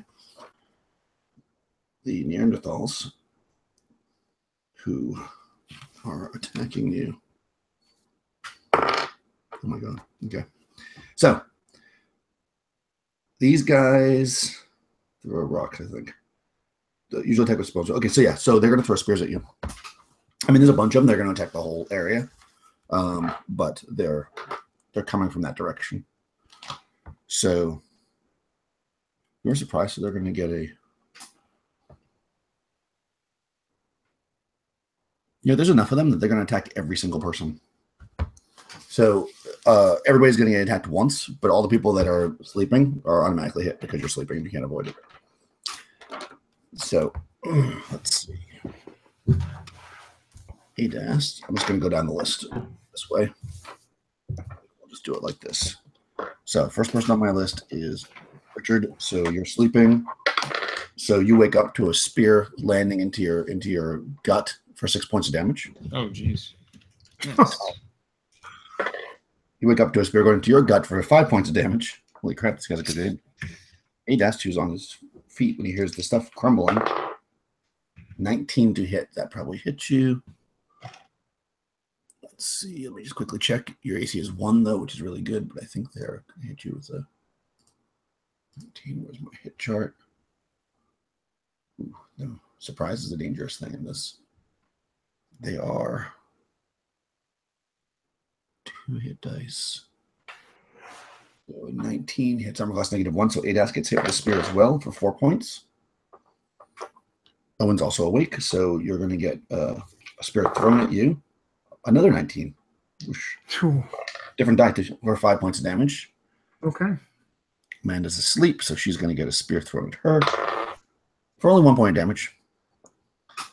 And Illith is going to get a spear thrown into him, also for 1 point. Geez, I keep rolling doubles. Amir is going to get a spear thrown into him for 1 point. Okay. Finally, Egg gets 2 points into him. He doesn't have that many hit points either, so let me just check. Okay, so that's the surprise. So what you wake up to is these spears hitting you, and you see probably in just the very dim light that's barely creaking through the cloudy sky and the moon, you see standing up humanoid figures with axes in their hands, and it looks like they're gonna slide down to engage you in combat. So, and there are 10 of them.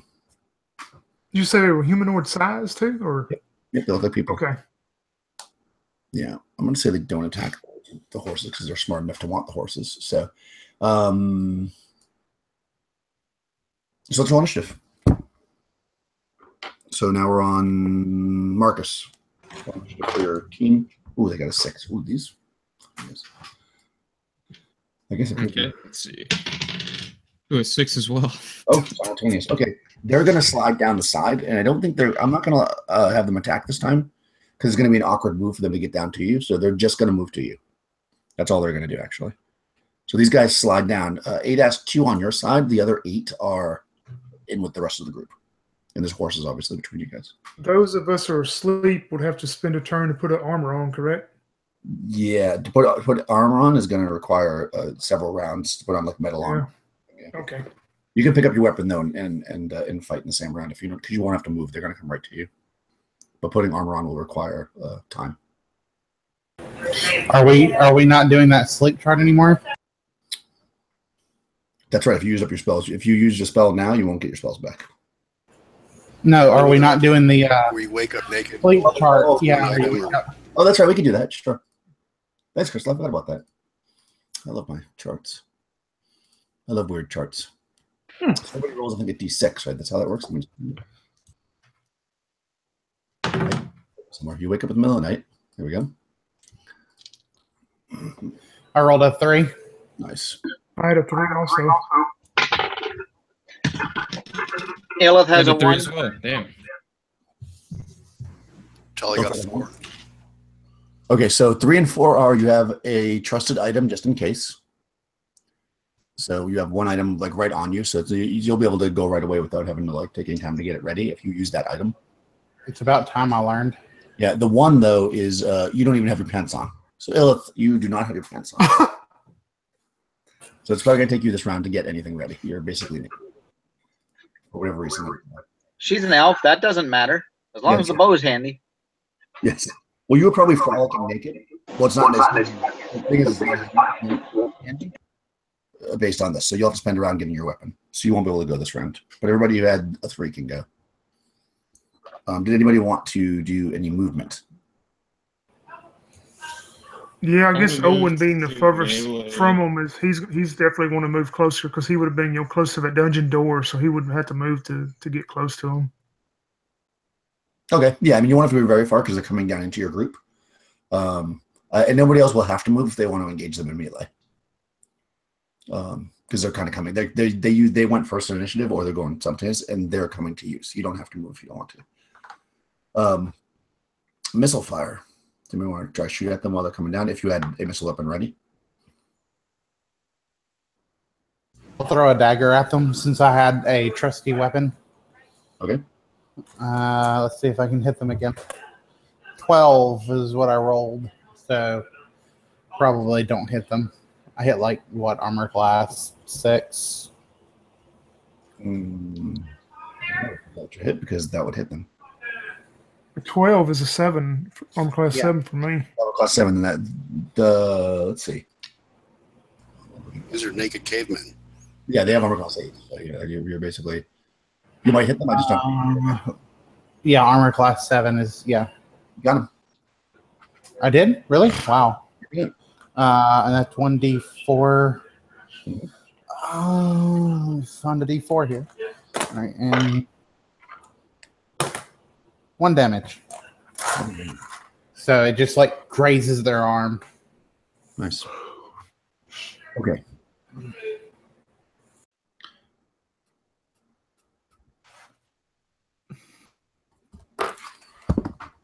Cool. So, anybody else want a melee? Yes. Oh yeah, Yeah. both of my people. Okay. Let's go. How about? We'll start with Marcus. I heard his dice roll. What was that, Tony? So Marcus, Yeah, go ahead. total of 10. So 10. I missed. That does not hit you. You guys need an 11 to hit them. Basically, I think everybody needs an 11. Okay. Tony, your characters. What's your characters? You know, Owen, I guess since he's up and alert, he'll go first as he charges into one with his battle axe. Oh my God, that's a miss. Okay. And Amir had his trusty longsword laying next to him, so he jumps up half naked and thinks about getting his bow, but he don't. He charges towards one of them with his longsword with no armor on. Oh my God, rolled a 1 on that one. So both of my guys are just out of it. Oh man. Okay, Scott, how about Talia and Adest? Charlie will take a stab with the spear. That's the only thing he has. Ooh, 19. That definitely hits. That's definitely hit. 5 points. Nice. And Adast will take a swing with his branding staff. But misses. So he doesn't burn a charge. All right. How about, okay, you already went. How about Ilith? What are you doing? Oh, you're nothing because you're naked. Okay, so next round, initiative. I guess that's you, Marcus. They rolled a 1. All right, let's see. You got this. 2. Damn. No, you got it. Nah, I got a 2. Yeah, Yeah, they got a 1. Definitely not good. that was the initiative, or that was your attack? Initiative. Oh, no, you got it then. They only rolled a 1. Oh. Yeah, you got initiative. Is anybody doing a missile attack or magic? No. Melee then. I'll just go from left to right. Sorry, I was trying to unmute my mic and my hands were getting confused. I cast magic missile. Okay. For 3 points of damage. Nice.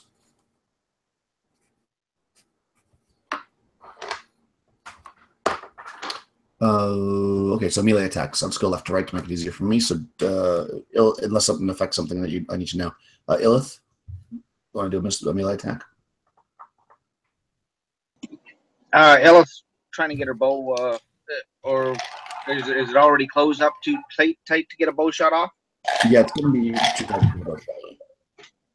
Okay, in that case, she'll try punching one of them with a chakram there. Nice. 12. 12's armor class 7. Yeah, perfect. Okay, good enough. For 4 points of damage to one of the ones that's right near. Nice. Okay. Okay, blah, blah, blah. You already went. Tali and Adast. Adast will take another swing with that staff. 12, I don't know. 12 should hit. You need 11. AC 8. Yep. A hit? Yep. They're AC 8. That's a charge, so that's 2d6. Nice. 9. Nice. That kills him. Oof. 1 caveman drops. And I guess Tali's going to take another stab with the spear. No. AC 9. That misses them. Okay. How about Owen and Amir? First, Owen swings his battle axe back around towards this thing in front of him, and that's going to hit for sure. Yeah, armor class 2 for 4. Nice. I'm sorry, 5, because I forgot to add my +1, so 5 damage. Cool. Okay, yeah. And yeah, Amir try to longsword one of them this time, hopefully. And 7. That hits. And wow, he's got +3 on damage, so 4. I rolled a 1 +3, so 4. 4 damage with the longsword. Nice. Okay, yeah, you cut him up. He's still up though. How about Richard? I rolled a 2. That was the attack. That's not gonna hit. Do what? For the attack? Yeah. Okay. Yeah, for the attack. Yeah, that's not gonna hit. Okay, so it's their turn. They are going to run. They start to scamper back up the top. So you guys can actually get a pot shot at them if you want at +2. Oh yeah. Oh, yeah, let's see. 8 has a horrible miss. And another horrible miss. Okay. Owen hit for 2 damage, and Amir hit for max damage 11. Wow, okay, they each kill 1. Nice. How about Richard? Let me see. No, definitely not. Okay, and who else? Illith, did you want to use your sword?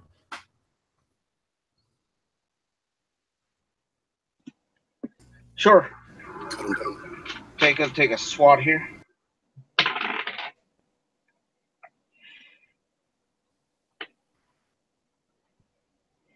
Unfortunately, that's not going to make contact. Okay. So these things are climbing up, and you're kind of attacking them and looking up as you go, and you can see actually more figures on top. And they seem like they're assembling like at least a few more of them on top with spears. So you hear Owen. If we all see that, you hear Owen, because I guess with his dark vision, maybe see a better vision of them up there. They're fixing to chuck some more spears at us. We need to get inside that cave, that dungeon door. Okay, so roll initiative. He's going to take off running. Okay. They got a 4. Boss initiative, Marcus. Beat the 4 with the 4. Well, before you go let's running see. away from a fight there, Dwarf, make sure you grab your gear. I'm sorry, what'd you get to Marcus? 2. Okay, they're going first. Yeah, I think Owen actually has his gear because he was on guard duty. But that is true, you guys. Most of you guys don't have much on. Okay, so they're going to go first, and there's 3 more that have joined the top that are going to throw spears. The rest of them are retreating still, so they're kind of like climbing up the side. They realize once they get down there, it probably wasn't a good idea to attack you that way. So there's 3 of them. I'm going to just roll randomly which ones of you guys they attack because you're all up now.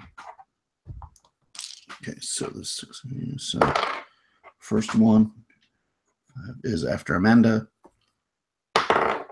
Misses. Second one, Amanda. That probably hits. Oh, that's 4 that hits you, right?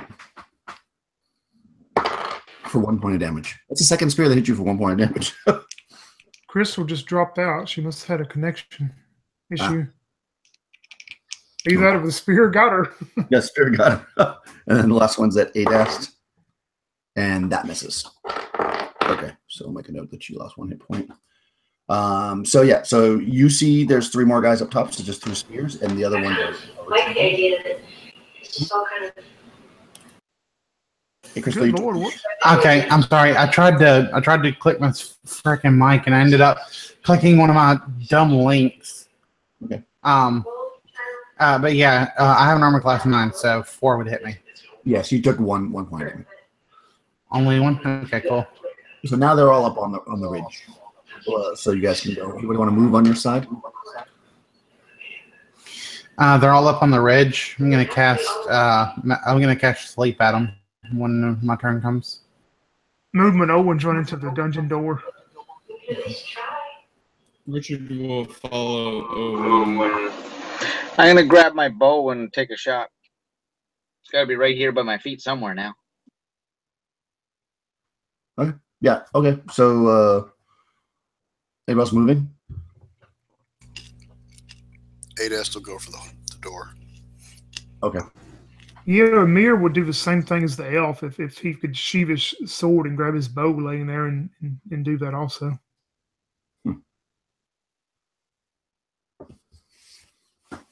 Okay, yeah, you can do that. You can move into the it's not very far. Well, for 8 ast is probably the furthest, but he's already in his armor, so he's good to go. Okay, so you're casting a sleep spell. So go ahead and roll the I got a 10. Cool. All right, so 5 of them drop. Okay. Tully's going to use the horse for cover. Okay, I'm gonna hide under a horse. Easy enough. Okay, anybody missing? Yeah, did you say that Amir would be able to do that? Yep. I'm gonna try and take a shot too. No, Tully's being the bill, so no missing for him.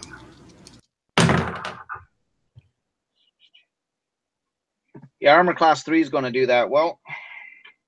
Yep.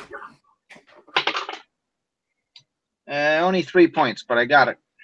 Okay, nice. AC 5 for 3 points on me. Nice. Okay. Cool. So let me just roll these guys points. Oh, okay. I think I only had 4 hit points. Close. Okay. And Tali missed, right? Any other missiles? Okay, nobody's close enough to realize. So, initiative for the next round. Okay. Yeah, they rolled a 1. Got a 1 as well. Okay, they're running, but you guys can, if you have missile weapons, you can get 1 more shot at stuff. They're going like over the crest. Oh yeah, that's a miss. Sure thing. Here it comes. Oh, that one's good. Nice. Try and find one of the wounded ones, and it's going to take 4 points. Cool. All right. Yeah.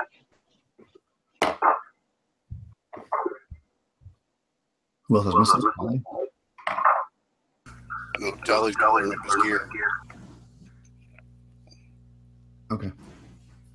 All right, so they duck down then, and you hear like scurrying away, and then you wait like a minute or something, and you don't hear anything. And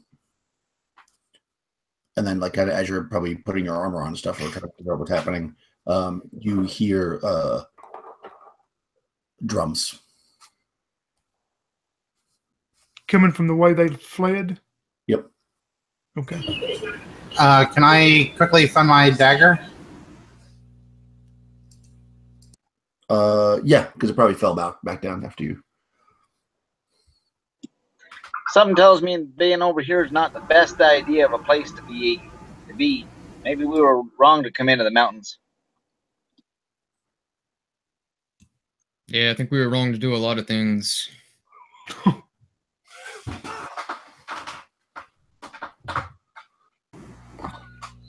We can always hide in this nifty hole in the wall now. Yeah, but I don't think we can get those horses in there because that stairwell that you didn't see quite yet, it goes straight down, deep down. I don't think them horses will make it.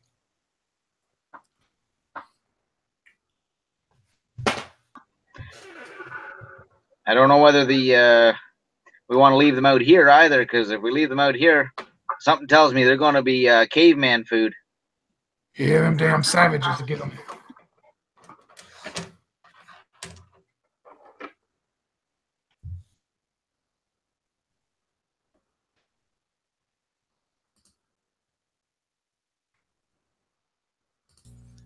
What do you think?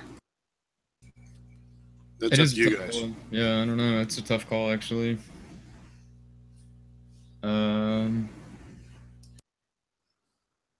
I say we risk it. Perhaps just leave the horse, tie him up, maybe try to hide him as best we can, but you know, hope for the best.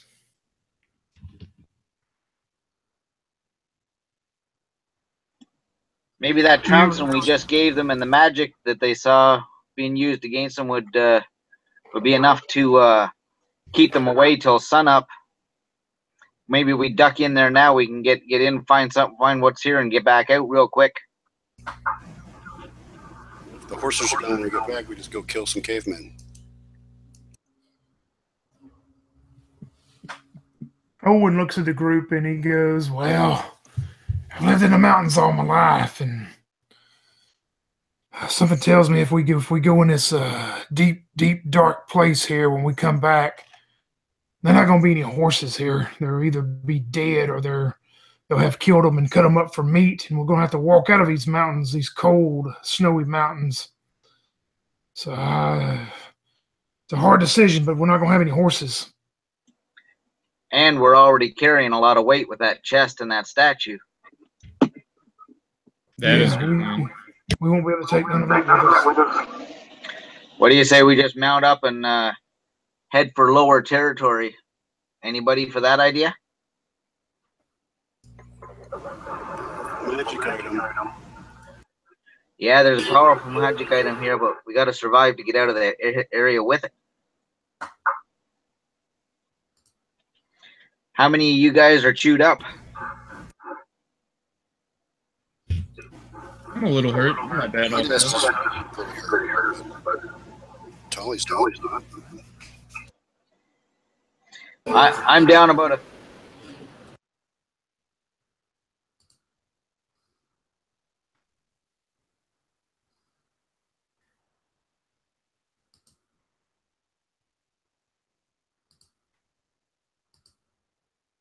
Well, whatever y'all decide, I'm just a dwarf. I'll do whatever you want me to do, but I'm telling you what wisdom I've got from these things. I don't know what would be worse, walking out of these mountains in a snowstorm on foot or going down in that deep, dark dungeon.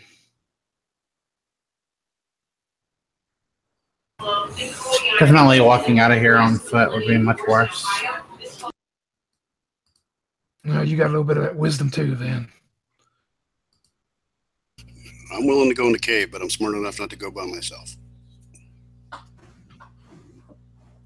Then it's settled. Let's just take our lot with the cave. Maybe we'll find a better way out.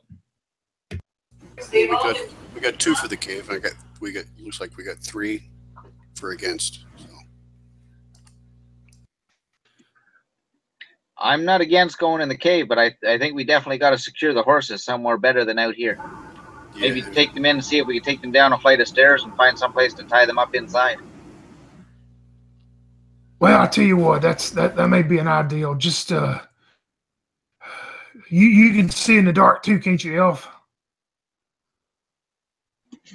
Indeed, I can. Well, come on. And he reaches and grabs your arm. Let's go have a look and see if we can scout ahead a little bit. If there's a chamber big enough to hold them down there. But horses on stairs could be dangerous. Yeah, that's what I say. Let me and the elf go. At least we can go a little ways down and see if maybe we, like you say, we make it come in a big chamber there. At least go those horses on the first floor. If not, we got nowhere to hide them, so we better get out. So I guess Daniel, if me and the elf would go down and check it real quick.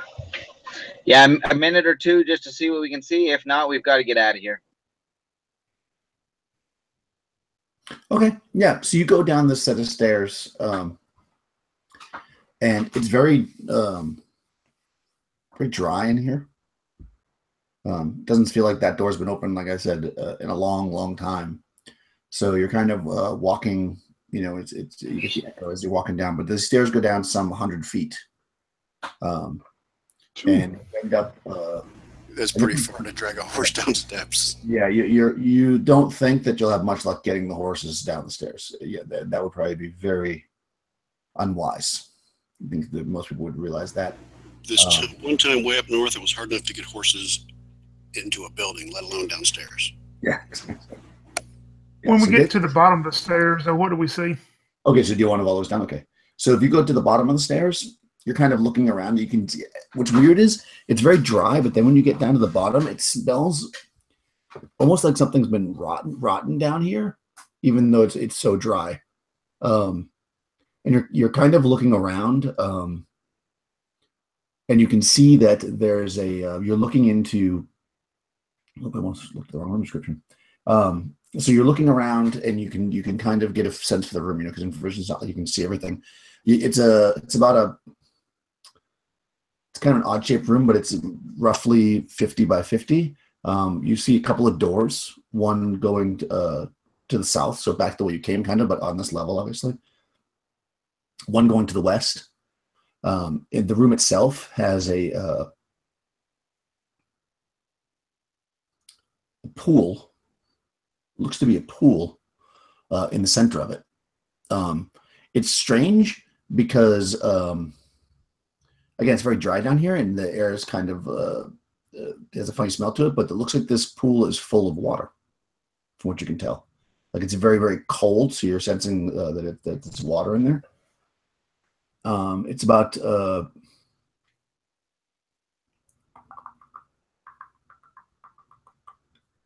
5 foot wide at by about 3 foot wide. So it's a rectangle, like a bar. It's about 3 by 5. There's also like a shelf area over a fireplace, and on the mantle is what looks to be a ball of string. Sorry, I missed the last thing you said there. Over the mantle is what? Yeah, there's a fireplace, and over the mantle is kind of like a shelf, and there looks to be a ball of string on there. That's for finding your ways through the maze. Oh boy. Yeah. So essentially, you've got this room. You come down the set of stairs. You turn to the left. That's how you kind of look into the room, and you see a room that's like it's about 50 foot by 30 foot, like 30 foot deep by 50 foot. When you look to your left, which would be south, you see a door. Between you and the door, though, there's a pool on the ground, but it looks like it's cut into the ground, a pool, 5 by 3. You can get around it pretty easily. And 2 would be your right on the other side of the room, which is the west wall. There's also a door. These doors you gather are wood based on the heat signature. Yeah, come on, Elif. I guess we better go back up there and tell them that it's not good news as far as the horses. Yeah, definitely not someplace you're going to be. You never get a horse down that many stairs without breaking a leg. Yeah. So I guess we'd go back up there and share the information with Tolly and the rest of the party.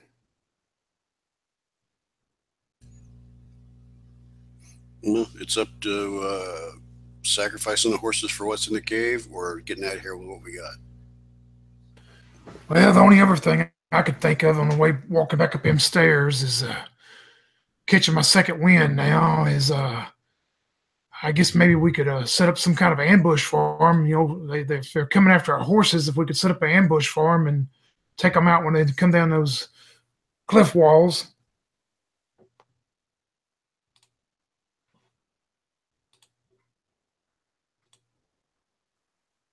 Has anybody got any oil left to light a fire and scare them with? Oh yeah, both of my guys have like 4 or 5 pints or whatever. I've got 1 pint. I got 1. You're I pretty got good a with total those flaming arrows. I got 7 total. 7 pints total between my two. I have nothing. I have a sack of valuable crystals and gems. Lots of rope, though. Yeah, you are carrying a lot of treasure.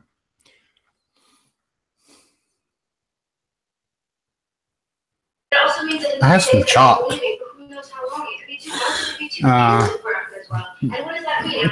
If they tell us about the thing, I'm just going to bring up that I have chalk. Past that, I have a grappling hook. I have a small mirror. I have holy water for some reason. The chalk will be good once we get in the dungeon there to not get lost. But Yeah. Yeah, you'll need that. You'll need that holy water spread on some of our dead bodies, probably. Yeah. Let's see. I have 1 ration left. Some So bag. there's a ridge on both sides of us, right? That's right. And the cavemen all came from one direction. No, the more questions. Well, that sucks. Can I use my crystal ball and think of one of these cavemen and see if I can see them? So I think that's a little too Generic. okay. I mean, I don't know one of the cavemen well enough. I'll probably. It says technically you can only locate items. I just allowed for dragon. It doesn't say people. Items. Really? Oh, okay. We'll go again. Look for some of those crude spears, like this one right here that's laying on the floor next to us. Oh, cool. Yeah, I'll just grab one of those spears and kind of look at it, and that's what I'll look for in the crystal ball, like around this area. They threw plenty of them down here at us. Yeah, I mean that's not how it works. That's too sketchy. Okay. Yeah, I mean it's not locate object would do that, but not crystal ball. Okay. You must have read about metagaming in that book or something. Meta gaming? What are you talking about? Gaming? Well, I don't play too many games. If we survive this, I'll tell you about it one day. More like I shot think in it's the the dark. spirit of the crystal ball that you can just randomly pick a Gaming, that thing that the soldiers do, like 3 dragon ante thing. Yeah. I mean, like, I've seen thieves in taverns. They have cards and such, and they play this game. I believe it's called Magic the Gathering, but I don't know much about it. One thing's for sure: when they come back, we either want to be in this cave or on higher ground because we're trapped down in this gully. I agree. What I would say about the crystal ball is this: you probably could, because you hear the drumming, you have a general idea. You probably could now locate it on the group of cavemen, but because you don't know the area, it's probably not going to tell you much. Except you're going to see you'll see how many there are, I suppose, and you'll see like how they're armed, but you're not going to know where they are. It doesn't really give you that information. You just see them. Okay. Well, I can at least know that. That way, I can at least tell us, information about them and tell them like how many there are. So I can try doing that, locating the drum that they're beating on. Right. Yeah, so you think about the group of cavemen and the ball. Think about the sound and where it's coming from and what Where direction. it's coming from, the group of them, you get a general vibe for I mean, them. it's not a drone or anything, but Yeah, you're gonna like see that general area, and that is what you see. You end up seeing from the center of a fire, looks like, and you're just kind of looking around. And you can see several. Let's see how many. Like, how many? Somewhere in the vicinity. I mean, it's hard to count. You're not going to be dark. Something around 5 or 6 of these guys playing drums, and another maybe 20 to 25 of them gathered around, doing like various dances and stuff around this fire as they're getting themselves like pumped up to go. So you reckon there's probably 30-ish that you can see? Okay, I relay that information to the group.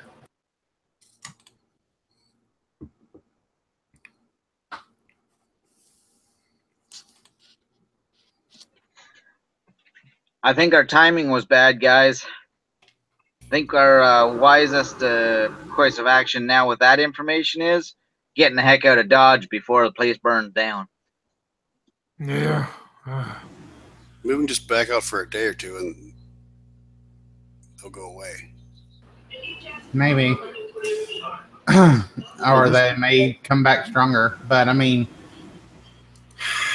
yeah, maybe we should just get out of here and head back to and start heading to the coastal town again. Let's back off for a few days and see if it dies down. If it doesn't, we'll head on home. Well, I'll just give you this information. What you see looks like they're like home. It doesn't just look like they're just hanging out there. I mean, you see like signs that they live there. What you're looking at? Oh, they're not like nomading it. That's right. It looks like they're like inhabitants of the area. So, just so you know, that problem's not going to go away. It's going to be here. Yeah. You can see like If we decide to come back, we need to make it like a quick raid. Come in first thing in the morning, hit this cave, and be gone midday, and get out of Dodge and not stick around and let them know we're here. Or we could head into town and hire up some more henchmen and stuff. Come back with a larger army. As long as Egg doesn't make it back to spread the news about how poorly our hirelings do. Exactly. And the fact that you basically gypped them and made them work for less money once you were out in the field. You can always recoup that by giving him more money. What I will say is this: if you you're still a bit away from where you're going, but you have a map, so you could get back. So that's not really an issue. If you want to come back to it, I mean, that's up to you. Yeah, this looks like it's going to be a whole nother adventure in and of itself. I mean, you said there was string down there. It might be a large labyrinth. Well, and also I'll say it took you probably like 4 hours on the horses to get up that path where you fought the scorpions. You could do it maybe in 2 more hours on foot. So you could also leave the horses at camp at the base of the mountain or whatever. Just skip this side quest and come back to it. Yeah, I agree. Like when I was in wizarding school, there were plenty of times we went on what we call dungeon crawls, and that seems like one of these situations. We need to get out of here. Yeah, this is not a safe neck of the woods or mountains to stay around in. I recommend getting out of here too. Yeah, we got nowhere to stash the horses. These guys aren't just moving on, so. Right. As much as I would have loved to do some deep cave fishing, I think we dug around every option, and it's bad. It's tempting, but it's bad.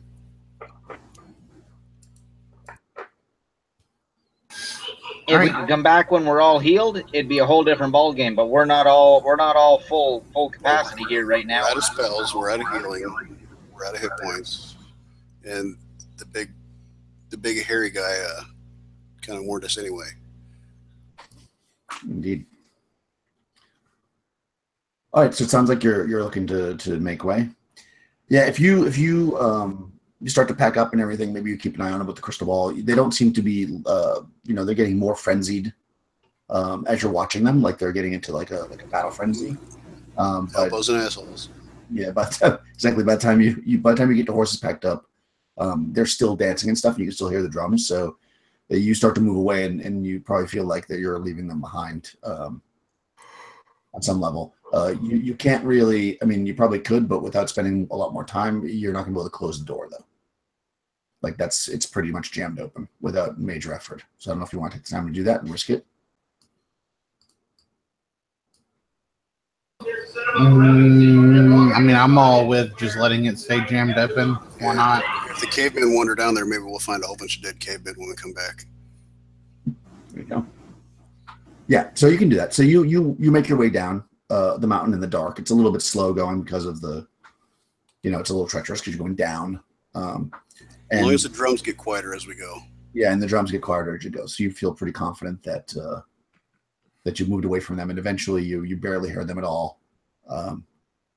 And you kind of you travel most of the night, so you don't really get a very good rest, but you come to the, because that was second watch already. So by the time you get to the bottom of the mountain, it's already breaking day.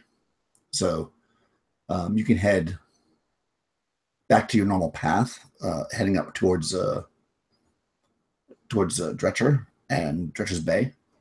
And let's see.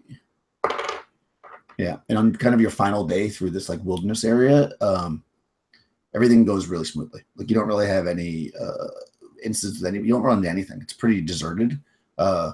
You're much closer to civilization at this northern end of the wilderness. And you kind of pop out of the wilderness roughly near the major trade route that you'd come in to start with. And you know now that, in probably a week's journey, but like a relatively safe on the road kind of journey, you'll be to your destination of Dretcher's Bay. So I think we'll just leave it there. So we can find our way back pretty easy. Yeah, I think at this point the likelihood of you being attacked on the road is very slim. So I'll say you get back there, and the next time we can pick up from there. You can.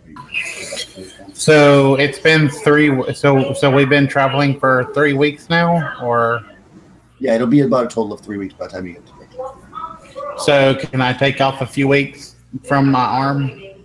How much longer it'll take? Yeah, just subtract 3 weeks from it. So next time we'll have a choice between going for the telescope in the sea serpent pond or going back in force to this cave. Unless someone comes by with a clue on the next relic.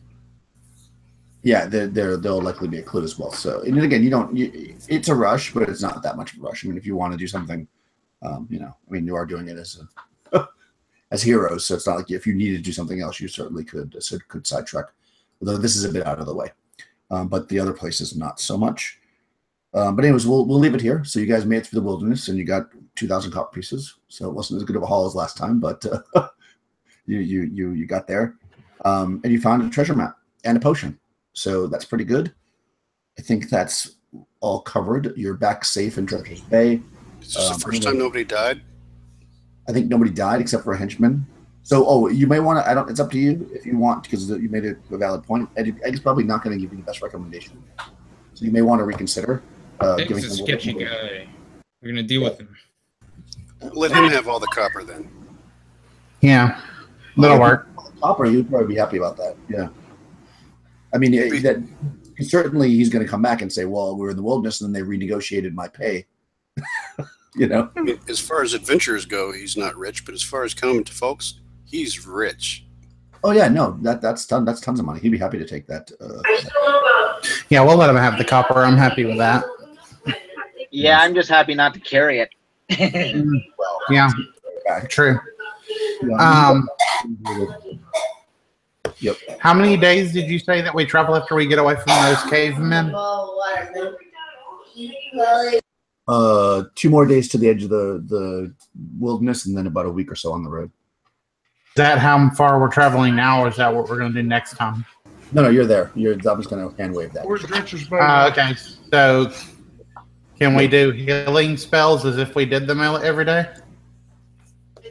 Yeah, it's fine. When we start the next adventure, you guys can be healed at Dretcher's Bay. But you'll just start healed. That's fine. You don't have to worry about spells or anything. 3 weeks will have gone by. Your arms more healed. Your bodies are healed. There'll be a new side quest. And there'll be henchmen, which I'll put in the next. With no encounters at 1 spell a day, that's 10 healings. So yeah, exactly. Yeah. So we just can't do that. Dretcher's is big enough to buy supplies, isn't it? That's right. You can restock there and do any research. You have a couple of good connections there. So if there's any research you want to do, I think you pretty much know what. You do actually have a couple of items that you don't know what they are. If I remember right, you have that short sword. What about like trading in or selling some of these items for gold pieces? Yeah, you can do that. There'll be a decent trade there. You'll probably get at least 70% of its value. We'll deal with that based on your charisma. We can actually do that in the event too if you want, so we don't have to yeah, that's fine. Just when we get to this, if you guys know what you have as far as gems and stuff, you want to trade it, I can make like a little. We can do like a little back and forth. Also, I'll list some of the henchmen if people want to have henchmen. If you do want to make your own henchmen, just give me the sheet. The way that I'm going to do that is I'm going to, based on your reaction roll with them, is how much that they're going to charge you. Like, you're definitely going to get your own henchmen if you make them, but they might charge you more than you'll be happy with. Am I going to be able to learn any spells in this town? If you have the money. Yeah. We can warn the town that there's roving bands of kobolds less than 2 weeks away. Yeah. Yeah. We're not exactly sure where they were going. They didn't seem to have any exacting. Yeah, there's definitely more stuff down in this wilderness that can be explored as time goes on.